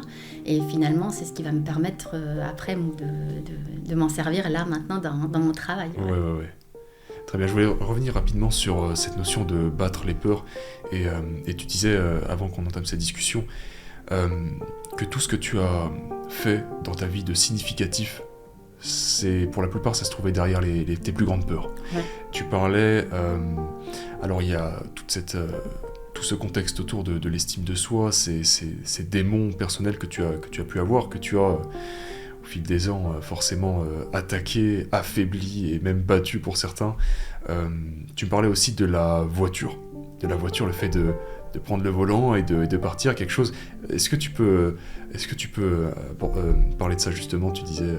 En fait, là, comme j'étais devenue un peu agoraphobe, donc j'avais peur de la foule, j'avais peur de sortir de chez moi, et j'avais mon permis depuis de nombreuses années, mais je conduisais assez rarement. C'était plutôt mon mari qui conduisait, et puis lui, on avait acheté une voiture, et lui il me disait toujours: ne prends pas la voiture, tu sauras pas la garer, ou tu vas faire une griffe, ou tu te gares loin, et tu sais pas le faire, ne fais pas de créneau, tu sais pas le faire. Et donc je me suis construite avec cette image que j'étais pas capable de conduire la voiture, alors que j'avais passé mon permis avant lui, que lui était chauffeur routier, mais que c'est moi qui avais appris le permis, qui avait étudié le permis camion, la théorie en tout cas, parce que lui n'arrivait pas à le passer, donc je l'avais étudié pour pouvoir lui enseigner après, pour que lui puisse le passer. Mais malgré tout ça, j'avais vraiment perdu confiance en moi, et d'entendre ça régulièrement m'avait vraiment persuadée. C'est ce que tu disais, ça m'a marqué tout à l'heure, un truc que j'ai relevé, c'est que tu disais que quand t'as pas confiance en toi, les critiques qu'on peut te faire, tu vas les prendre beaucoup plus personnellement. Tout à fait. Si t'avais eu cette estime de toi-même à l'époque, déjà, le fait qu'on te répète t'es pas capable, ça t'aurait pas forcément impacté. Pas de la même façon, c'est sûr. Mais là, vraiment, ça m'a marqué. Et puis, il faisait partie de mon petit monde. Donc, s'il me disait ça, c'est qu'il avait ses raisons et elles devaient être bonnes. Et je cherchais pas plus loin. Et donc, quand on s'est séparés, forcément, ça a été assez compliqué. Et puis, un jour, comme je regardais toutes ces vidéos et toutes ces choses, je me suis dit: ok, mais t'en fais quoi concrètement dans ta vie? Parce que t'es en train de prendre plein d'informations, plein d'enseignements, mais toi, concrètement, qu'est-ce que tu en fais? Et je me suis dit: mais j'en fais rien du tout. Je suis juste en train d'idéaliser tout ce qu'ils disent, mais je le mets pas en pratique, moi, dans mon quotidien. Et je suis pas heureuse non plus. Donc, je me suis dit: il faut que je fasse quelque chose. Mon quotidien ne me plaît pas, donc si tu veux que les choses se changent, commence par changer toi-même. Je dis: qu'est-ce que je dois changer en moi? Pour savoir ça, va voir du côté de tes peurs. Donc je suis allée voir de mon côté de mes peurs. Et à l'époque, vraiment, ce qui me terrorisait, c'était de prendre ma voiture, de rouler, de faire beaucoup de kilomètres, parce que j'en avais jamais fait beaucoup. Je pense que le maximum de kilomètres que j'avais dû faire, c'était 100, 150 kilomètres. Et j'avais jamais osé aller au-delà de ça, et pas seule en plus, donc rouler seule, faire beaucoup de kilomètres et rouler de nuit. Ça, c'était 3 peurs récurrentes chez moi. Et je me suis dit, bon, ben ok, si c'est ça qui te fait peur, alors c'est ça que tu vas faire. Et donc, c'est ce que j'ai fait. Et ça rejoint l'histoire du musicien que j'ai rencontré dans le sud de la France quand j'avais 15 ans. Parce que là, entre-temps, on s'est revus, on a repris contact. Et il m'apprend qu'il joue au Festival d'Avignon. Il joue pour un spectacle pendant 3 semaines. Moi, Avignon, je connais pas. Le Festival d'Avignon, je connais pas du tout. Et je me suis dit, bah tiens, puisque pour aller à Avignon, il faut 1000 km. Bah, je vais lui faire la surprise. Je vais prendre ma voiture et je vais aller le rejoindre. Et donc c'est ce que j'ai fait, j'ai pris ma voiture, j'ai fait 1000 km, j'ai roulé seule, de nuit, et je me suis mis ce défi. J'ai mis 14 heures pour y arriver, je suis arrivée en pleurant de fatigue et en pleurant de joie, en me disant que je l'avais fait. Je crois que j'avais jamais été aussi fière de moi de toute ma vie. Je l'avais fait, je pleurais de joie, mais je l'avais fait, j'y étais arrivée. Wow. J'avais fait quelque chose qui me terrorisait depuis des années, j'avais fait quelque chose que je me croyais incapable de faire. Alors je sais qu'aux yeux de certains, ça peut paraître ridicule et anodin, mais moi c'était quelque chose qui me terrorisait profondément. Et là, je l'avais fait, j'y étais arrivée, et par moi-même. Et donc j'étais très très fière de moi. Et de là, les cadeaux ont commencé. Donc je suis arrivée là à Avignon, je lui ai fait la surprise. Et finalement, je suis restée là. J'étais là pour 4 jours. J'avais réservé un Airbnb pour 4 jours. J'y suis restée 3 semaines. J'ai fait le Festival d'Avignon intensément, puisque j'ai commencé à monter les décors, à démonter les décors. Puis après, j'ai même tourné avec le journal de France 3 qui avait besoin d'un peu d'aide. J'ai fait la promotion du spectacle. Je suis devenue amie avec la chanteuse. Et j'ai vécu les 3 semaines les plus incroyables de ma vie. J'ai fait des rencontres invraisemblables. J'étais assise, pour te donner un exemple, mais ça c'est le Festival d'Avignon. J'étais assise à une terrasse en train de faire la promotion du spectacle. Et j'ai le comédien Boudère, je sais plus comment on dit, qui est venu s'asseoir un matin en me disant, tiens, qu'est-ce que tu présentes, qu'est-ce que tu fais ? Et j'ai vécu plein de choses comme ça, mais juste incroyables et invraisemblables. Et en fait, ça m'a simplement montré que quand on dépasse ses peurs et qu'on ose sortir de sa zone de confort, bah, la vie, elle nous fait plein de récompenses et plein de cadeaux. Tout ça s'est passé pile derrière le moment où tu as battu cette peur. Oui, parce qu'à la base, je partais pour 4 jours et j'y ai passé les 3 semaines les plus incroyables de toute ma vie. Je suis revenue là pleine d'espoir et pleine de joie, et j'avais presque du mal de redescendre parce que c'était de me dire mais comment j'avais pu vivre un truc pareil.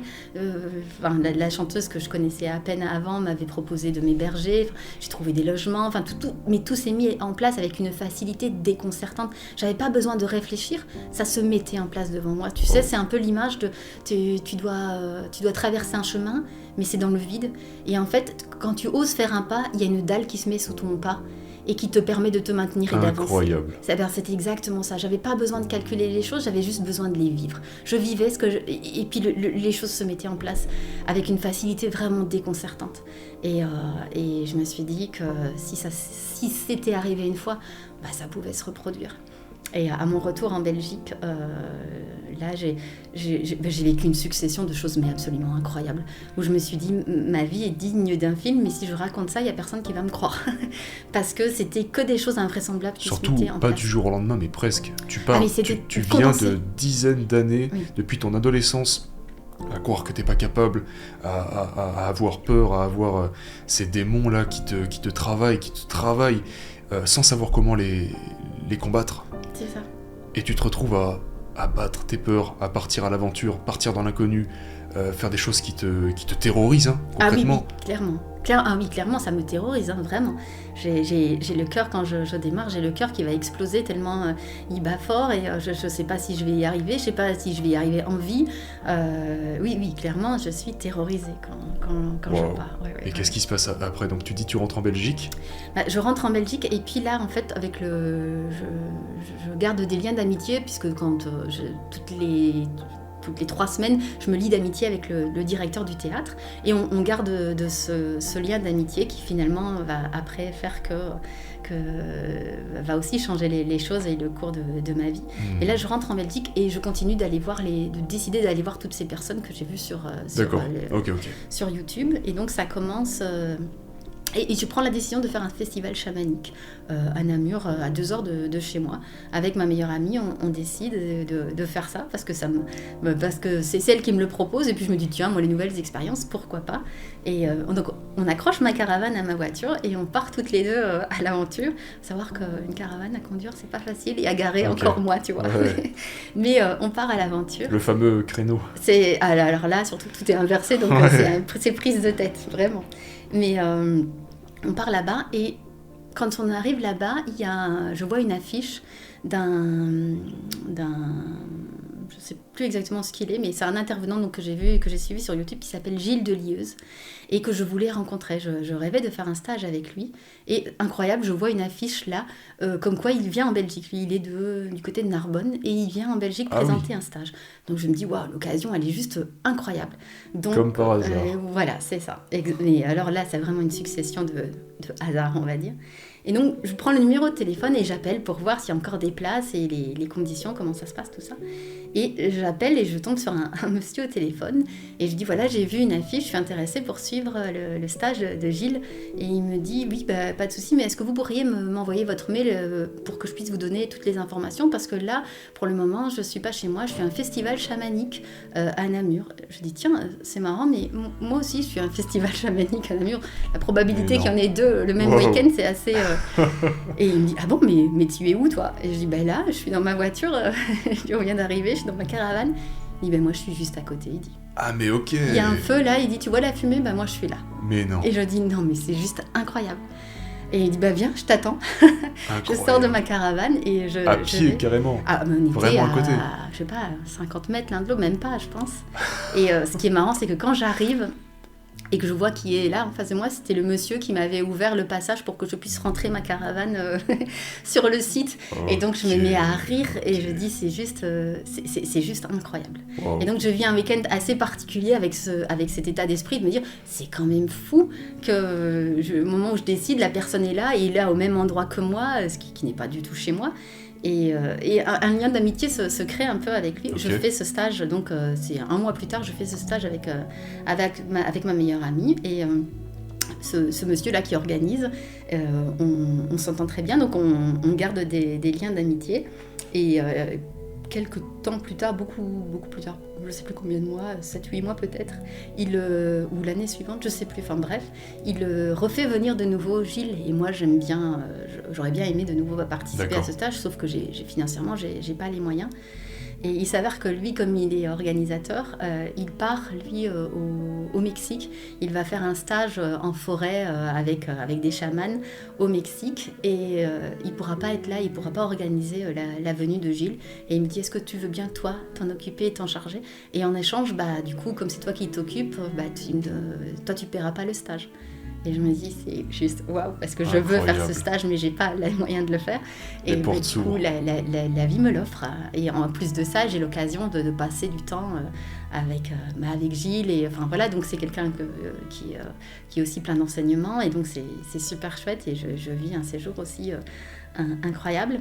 Et en fait, ça n'a fait que ça, parce que tous ces intervenants que je suis allée voir, que je suivais sur Internet, et puis que je suis allée voir, à chaque fois, il s'est passé des choses comme ça. À chaque fois que tu es passé à l'action. Incroyable, oui, voilà. Il y a eu des choses, des synchronicités, des liens d'amitié, même avec certains qui se sont mis en place. Oui, il faut y aller, en fait. Faut oser. Oui, quand les choses... quand on en a vraiment envie, il ne faut pas se poser de questions, de savoir c'est bien, c'est mal, est-ce que ça va marcher ou pas. Non, il faut y aller, il faut suivre. Prends ton ticket de train, monte dans ta voiture, commence la route, tu te poseras les questions à l'arrivée. Et oui, vraiment, ouais. Et de tout ça, j'ai fait des rencontres juste incroyables. Et j'ai vécu des expériences mais magnifiques. C'est riche d'enseignements, de rencontres, de partage. Je crois que j'aurais pas assez d'un après-midi pour... Ouais, t'aurais jamais imaginé non, jamais, mais atteindre ce genre de quotidien. Quand je revois l'Aurélie étriquée que j'étais avec cette conception de la vie que j'avais, je me dis, mais comment j'ai pu... comment j'ai pu être là-dedans et merci la vie de m'avoir ouvert à autre chose. Et c'est ce qui m'a amené au développement personnel et puis c'est ce qui m'a amené à moi à partager et à devenir coach en développement personnel parce que justement je me suis dit si moi j'y suis arrivée, il faut que les gens comprennent que c'est accessible à tous et que tout est possible quand on se donne les moyens et quand on y va vraiment. Et donc ça a été les réponses que tu cherchais quand tu t'es plongé dans le développement personnel, que tu as acquéri que tu t'es renseigné par curiosité, tu as touché à tout, tu as lu tous les livres, toutes les vidéos, les formations, les trucs comme ça, et que tu t'es posé cette question, mais en fait, qu'est-ce que j'en fais de ce savoir ? Exactement. Ça a été la première étape, donc, si j'ai bien compris, d'aller à des séminaires, d'aller sur place, de rencontrer des gens, de passer à l'action. Et je crois, si je comprends bien, la deuxième étape, ça a été de devenir coach en développement personnel. Tout à fait, mais c'était parce que en fait, donc ces intervenants que j'allais voir, je me disais, moi j'ai la chance, je le fais, mais tout le monde n'a pas forcément cette possibilité-là où tout le monde n'ose pas vraiment. Donc je me dis, et si moi j'essayais de les faire venir en Belgique et de les rendre accessibles à d'autres aussi pour qu'ils puissent, que d'autres personnes puissent aussi bénéficier de ça. Et donc j'ai commencé à organiser ça pour d'autres et à les faire venir en me disant c'était un bon compromis puisque j'avais pas les moyens financiers pour payer tous ces stages qui sont très onéreux pour certains, mais le fait que ce soit moi qui organise, ça me permettait moi de bénéficier du stage, de bénéficier de l'intervenant et puis de partager ça avec d'autres. Parfait. Donc c'était tout gagnant. Donc j'ai commencé à organiser ça et puis à la longue d'organiser, ils ont commencé à me dire c'est bien ce que tu fais, c'est bien d'organiser pour les autres, mais si tu le faisais toi, pour Incroyable. toi, et si c'était toi qui enseignais parce que on pense que tu as les capacités et que tu as suffisamment de connaissances pour pouvoir toi aussi transmettre à ta façon à toi, parce que toi en plus tu as le vécu, tu as l'expérience et tu pourrais partager ça à d'autres et inspirer d'autres personnes. C'est là que tu te rends compte que toutes ces années de galère, c'est des outils que tu as à disposition. C'est un moyen d'apporter des réponses à des personnes qui ne les ont pas encore trouvées et leur faire gagner du temps. Oui, aujourd'hui, je ne peux que dire merci à la vie, que dire merci à mes parents et à toutes ces choses compliquées que j'ai vécues. Parce que si j'avais pas connu ces douleurs et ces choses difficiles qui ont été vraiment très très lourdes, j'aurais pas eu ce courage et cette force et cette détermination que j'ai aujourd'hui. Et je me rends compte avec le recul que tout ça, en fait, ce ne sont que des enseignements. Tu sais, la vie, elle a plein de facettes et tout dépend de la façon dont tu la regardes. Et donc tu peux la regarder d'un côté en te disant ouais, mais j'ai souffert et c'est mon passé qui m'empêche d'avancer, j'ai une enfance difficile et c'est pas possible parce que j'ai un mauvais bagage, je pourrai jamais avancer. Et tu as raison, si tu penses ça, tu as raison. Par contre tu peux la regarder d'un autre côté, sous un autre angle et te dire que en fait, tout ça, ça m'a forgée, ça a fait de moi celle que je suis aujourd'hui. Et cette petite fille, cette petite Aurélie qui a autant souffert, par respect pour elle, aujourd'hui, je lui dois d'être heureuse, je lui dois de faire des choses positives parce qu'elle s'est battue, elle n'a pas lâché et pourtant elle n'avait aucune arme, elle n'avait aucun bagage, mais elle n'a rien lâché. Alors si elle n'a pas lâché, toi adulte, t'as pas le droit de lâcher par respect pour elle. Et ça c'est quelque chose, c'est un moteur énorme pour moi pour avancer, à chaque fois de regarder cette photo de moi quand j'étais petite et de me regarder sourire alors que je sais que derrière toute la souffrance que j'endure et de me dire non mais elle n'a pas abandonné cette petite là elle s'est battue, elle a fait ce qu'elle pouvait comme elle pouvait, mais elle n'a jamais abandonné. Alors toi adulte, avec tes connaissances aujourd'hui, t'as pas le droit d'abandonner. Incroyable, je crois que la boucle est bouclée, même si on a toujours à apprendre et que tu tires des leçons à chaque fois de tes nouvelles expériences, etc. Du coup, t'es entré dans le monde du coaching. Oui. Depuis combien de temps tu fais ça ? Je pense que j'ai commencé en 2018, oui, fin 2018, début 2019, je pense. Ok, 4 ans et quelques. Oui, c'est ça, oui. Ok, comment ça se passe Comment on devient coach ? Comment on passe de... Moi, c'était vraiment mon leitmotiv, c'est d'enseigner. Vraiment, je pars du postulat que... Ok. Moi, j'ai eu la chance d'avoir ce réflexe d'aller voir quelles étaient les possibilités, d'aller découvrir tous ces gens sur YouTube et d'aller les rencontrer en vrai et de m'inspirer d'eux. Et je sais que si j'avais pas eu ça, je sais pas si je serais encore là aujourd'hui. Si j'aurais trouvé les outils... Si tu t'étais contenté de lire, de regarder, mais de pas appliquer derrière, peut-être que ta situation aurait été encore pire, parce que tu te retrouves avec toutes les informations, mais derrière... On en fait quoi? Voilà. Ouais. Et puis de me dire que ces gens-là m'ont inspirée. Ces gens-là m'ont ouvert une porte sur un monde que je ne connaissais même pas et dont je n'avais même pas conscience. Et sur cette façon et ce regard sur la vie. Et je me dis que si moi, à mon tour, je peux aussi apporter cette ouverture d'esprit à d'autres et leur dire que même quand on est au plus mal, même quand on croit que tout est fini, parfois on n'est jamais aussi près du but qu'à ce moment-là. Et souvent, c'est ça. Souvent, c'est ce que j'ai vécu, c'est que quand j'étais au fond du fond et que je pensais que tout était fini, qu'il n'y avait plus rien à vivre et qu'il y avait vraiment la vie n'en valait plus la peine, il y a toujours une petite voix qui est arrivée derrière, il y a toujours une petite chose ou une synchronicité qui s'est mise en place et qui a fait que ça a redémarré et que ça a redémarré de plus belle encore. Et si moi, j'arrive à apporter ça aux autres, alors c'est un pari gagné. Qu'est-ce qui, selon toi, a fait que malgré toutes ces années de difficultés, d'épreuves, de barrières à franchir, d'obstacles, etc., de remise en question continue, qu'est-ce qui a fait que, malgré parfois le désespoir total, la fatigue, la dépression, qu'est-ce qui, selon toi, a fait que c'est devenu possible? C'est l'envie de vivre, en fait, c'est ça. Tu sais, Franck Lobvé dit toujours la solution à la vie, c'est de vivre la vie. Et je trouve que c'est tellement bien résumé. C'est de voir que il y a vraiment un champ des possibles qui est ouvert à nous et qu'à chaque instant, on est maître de notre destin. Et on est victime aussi de nos croyances et de nos programmations.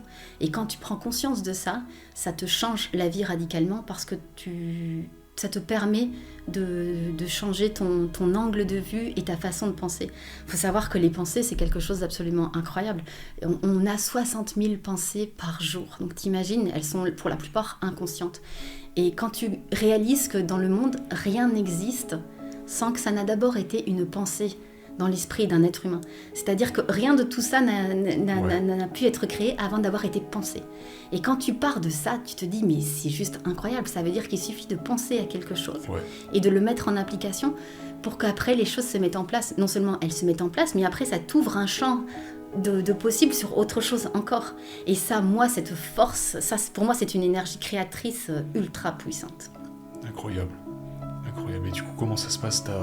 T'as des élèves, t'as des rendez-vous, tes coachings? Comment... Là, c'est encore... j'avais, mais là, du coup, c'est comme il y a 1 an et demi, j'ai pris la décision de venir vivre en France, donc j'ai tout laissé derrière moi. D'accord, ok.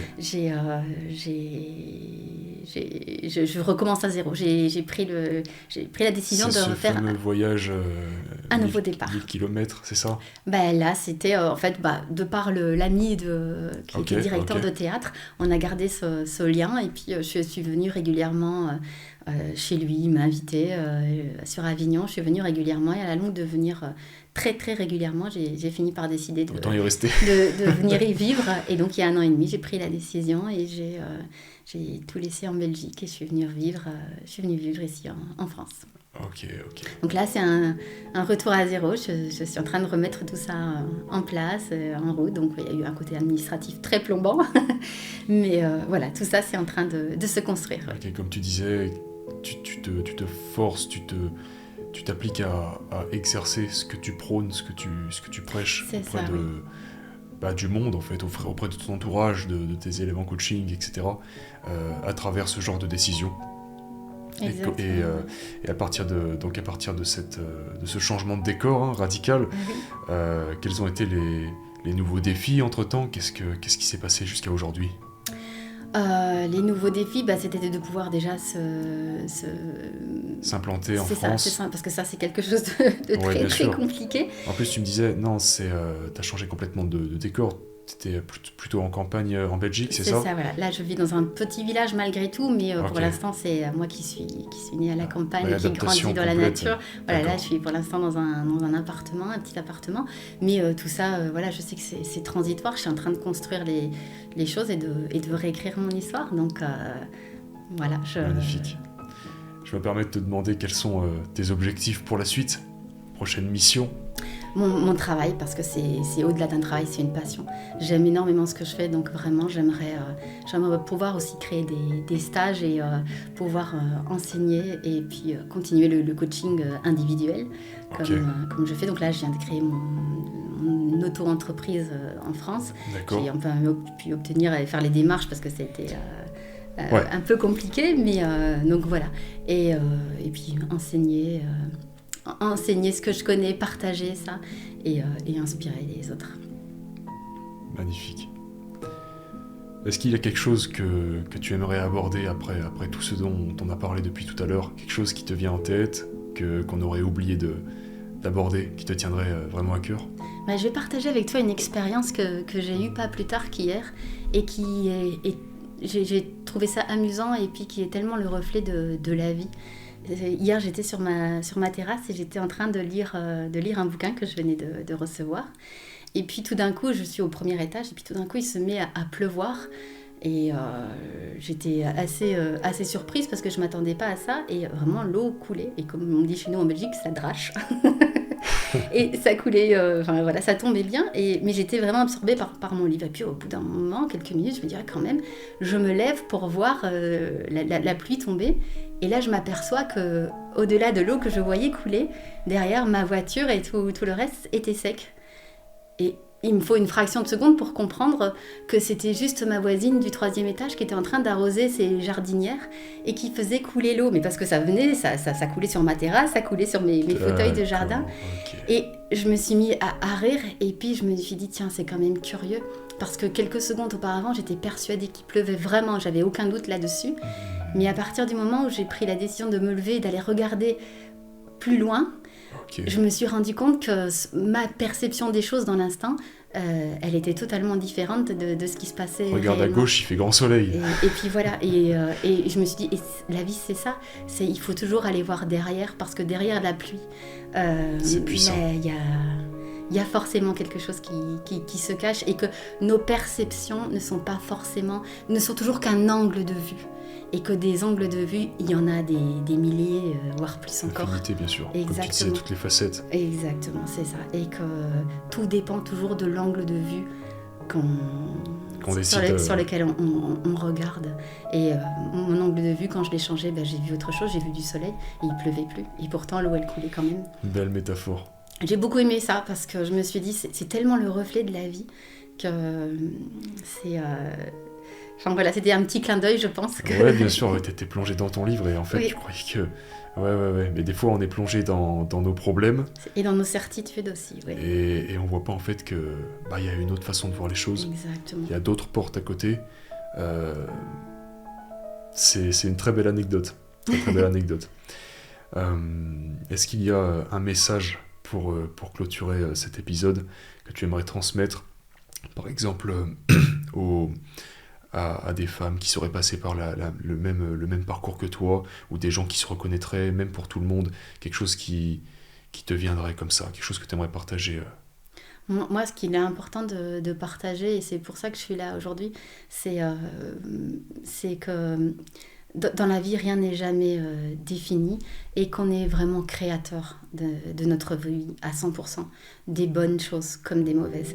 Et prendre la responsabilité à 100% de sa vie, c'est la base de tout. C'est-à-dire qu'on ne peut pas blâmer les autres pour ce qui nous arrive, que le monde extérieur n'est que le reflet de notre monde intérieur. Et si on veut que notre monde extérieur change, il faut d'abord changer soi-même et aller voir en soi ce qui ne va pas. Et que si on change quelque chose à l'intérieur de soi, systématiquement, ça aura un impact et pour nous et pour les autres. Parce que on rayonne. Je prends l'exemple d'une maman, quand elle est heureuse, elle rend heureux ses enfants. Et inversement, oui. Quand elle est malheureuse, ses enfants, même si elle ne le dit pas ouvertement, ils le ressentent. Et donc, ce n'est pas de l'égoïsme ou de l'égocentrisme de penser à soi et de vivre pour soi. Parce que quand on est bien soi-même, on peut être bien avec les autres, on peut être bien pour les autres. Et que la première personne à laquelle on doit prendre soin, c'est soi-même. Et quand on prend soin de soi, c'est à ce moment-là qu'on peut prendre aussi soin des autres et qu'on peut aider les autres. Mais tout passe d'abord par soi. Magnifique. Je pense qu'on ne peut pas mieux conclure cet épisode. Merci pour ce message et bravo pour ce parcours. Parce que, comme tu l'as dit, il y a eu à maintes et maintes reprises des épisodes très très sombres dans ton parcours depuis ton enfance. Et c'est vraiment très très inspirant. Ça m'inspire personnellement beaucoup de choses. Je pense que tout le monde se reconnaîtra dans une partie de ton histoire, plus ou moins. Et c'est vraiment l'objectif. T'es arrivé avec cet objectif en tête d'avoir de l'impact, de partager ton histoire et transmettre cette valeur pour espérer pouvoir toucher des gens et les aider comme on a pu t'aider, comme ces orateurs ont pu t'aider. Je pense que c'est pas très ambitieux de penser que la mission a été accomplie. Je suis très très content de cet épisode avec toi. 3e épisode, déjà, toujours le lien, le mail en première ligne de description. Envoyez-moi un mail, partagez-moi une partie de votre histoire, et puis on va voir ce qu'on peut faire ensemble. Évidemment, je prends pas tout le monde, il y a beaucoup de candidatures, et évidemment c'est compliqué, mais on fait le maximum, et même si c'est pas dans 2 mois, dans 2 ans, ça peut être dans 5 ans, ça peut être bien plus tard. Il y a aucun souci avec ça, c'est vraiment l'objectif de ce podcast, donner la parole à des personnes qui ne sont pas forcément mis en lumière, qui attendent peut-être de l'apprendre, mais qui n'ont pas l'opportunité. C'est ce qu'on a fait aujourd'hui, donc j'espère que ça t'a plu, que ça a été une expérience enrichissante pour toi. En tout cas, ça a été le cas pour moi, et je sais que ce sera le cas pour une grande partie de la communauté. Un petit mot de la fin avant de conclure cet épisode. Concernant le Discord, sachez que j'en ai très très peu parlé sur les réseaux, ni sur YouTube, très peu sur Instagram. On a ouvert en début d'année un serveur Discord très complet qui évolue de jour en jour. On est à peu près 700 à l'heure actuelle où on tourne ce podcast. Et si vous voulez commencer à mettre en pratique, comme tu l'as fait au cours des dernières années, mettre en pratique ces informations, toutes ces connaissances qu'on partage sur la chaîne, eh bien ce Discord est vraiment un lieu approprié. Vous rejoignez une sorte de nouvelle famille, des gens qui ne sont pas là pour vous juger, mais pour vous guider, pour vous conseiller. Il y a vraiment toutes les histoires, tous les parcours, tout un tas de vécus différents qui se complètent très bien, et il y a vraiment cet esprit de famille, cet esprit de groupe qui se développe de jour en jour, et j'en suis très très fier. Si vous voulez passer le cap, première étape, et mettre en pratique toutes ces informations, ce Discord est créé sur mesure pour cela, c'est gratuit, je mets le lien en description, vous trouverez tout ça en description, et encore une fois, ce n'est que le début. Aurélie, merci pour ce podcast, pour avoir fait le déplacement et de nous avoir partagé ton histoire, c'est super, c'est très inspirant. Je pense qu'on peut conclure sur ça. Est-ce que tu as quelque chose à rajouter ? Moi, je tenais particulièrement à te remercier de m'avoir permis et donné l'occasion de pouvoir partager ça. Et j'espère que même si c'est qu'une seule personne que j'aurais pu toucher et inspirer, ce sera déjà pas mal. Et je pense que si chacun, comme je te disais tout à l'heure, on est 8 milliards d'êtres humains sur Terre, et si chacun à notre échelle, on fait notre petite part, quand c'est multiplié, ça devient exponentiel. La métaphore du colibri. C'est ça, goutte par goutte, faire sa part. Exactement. Faire sa part, commencer par soi, et si on le fait tous ensemble, on aura un impact considérable. Peu importe la tâche sur laquelle on travaille, peu importe l'objectif, peu importe le rêve, si on s'y met tous ensemble, si on fait de notre mieux, forcément on ira dans une meilleure direction que simplement de se laisser aller, d'attendre que les choses nous arrivent, se produisent par hasard, tombent du ciel, nous tombent dans les mains. Ça se passe pas comme ça, tu l'as prouvé à travers ton parcours, et c'est une certitude, ça se voit, ça s'entend, ça se ressent dans ta voix et sur ton visage. T'es loin d'en avoir terminé, t'as beaucoup de choses, c'est certain, tu te lances continuellement à l'aventure, même là tu cites il y a 1 an et demi, si je dis pas de bêtises, de retour à zéro, t'as vraiment pas peur de te confronter à l'inconfort si tu veux. C'est ça, tout à fait. Et encore une fois, je pense que c'est la racine de toute grande réalisation. Oui, devenons acteurs de nos vies et plus spectateurs. Parfait.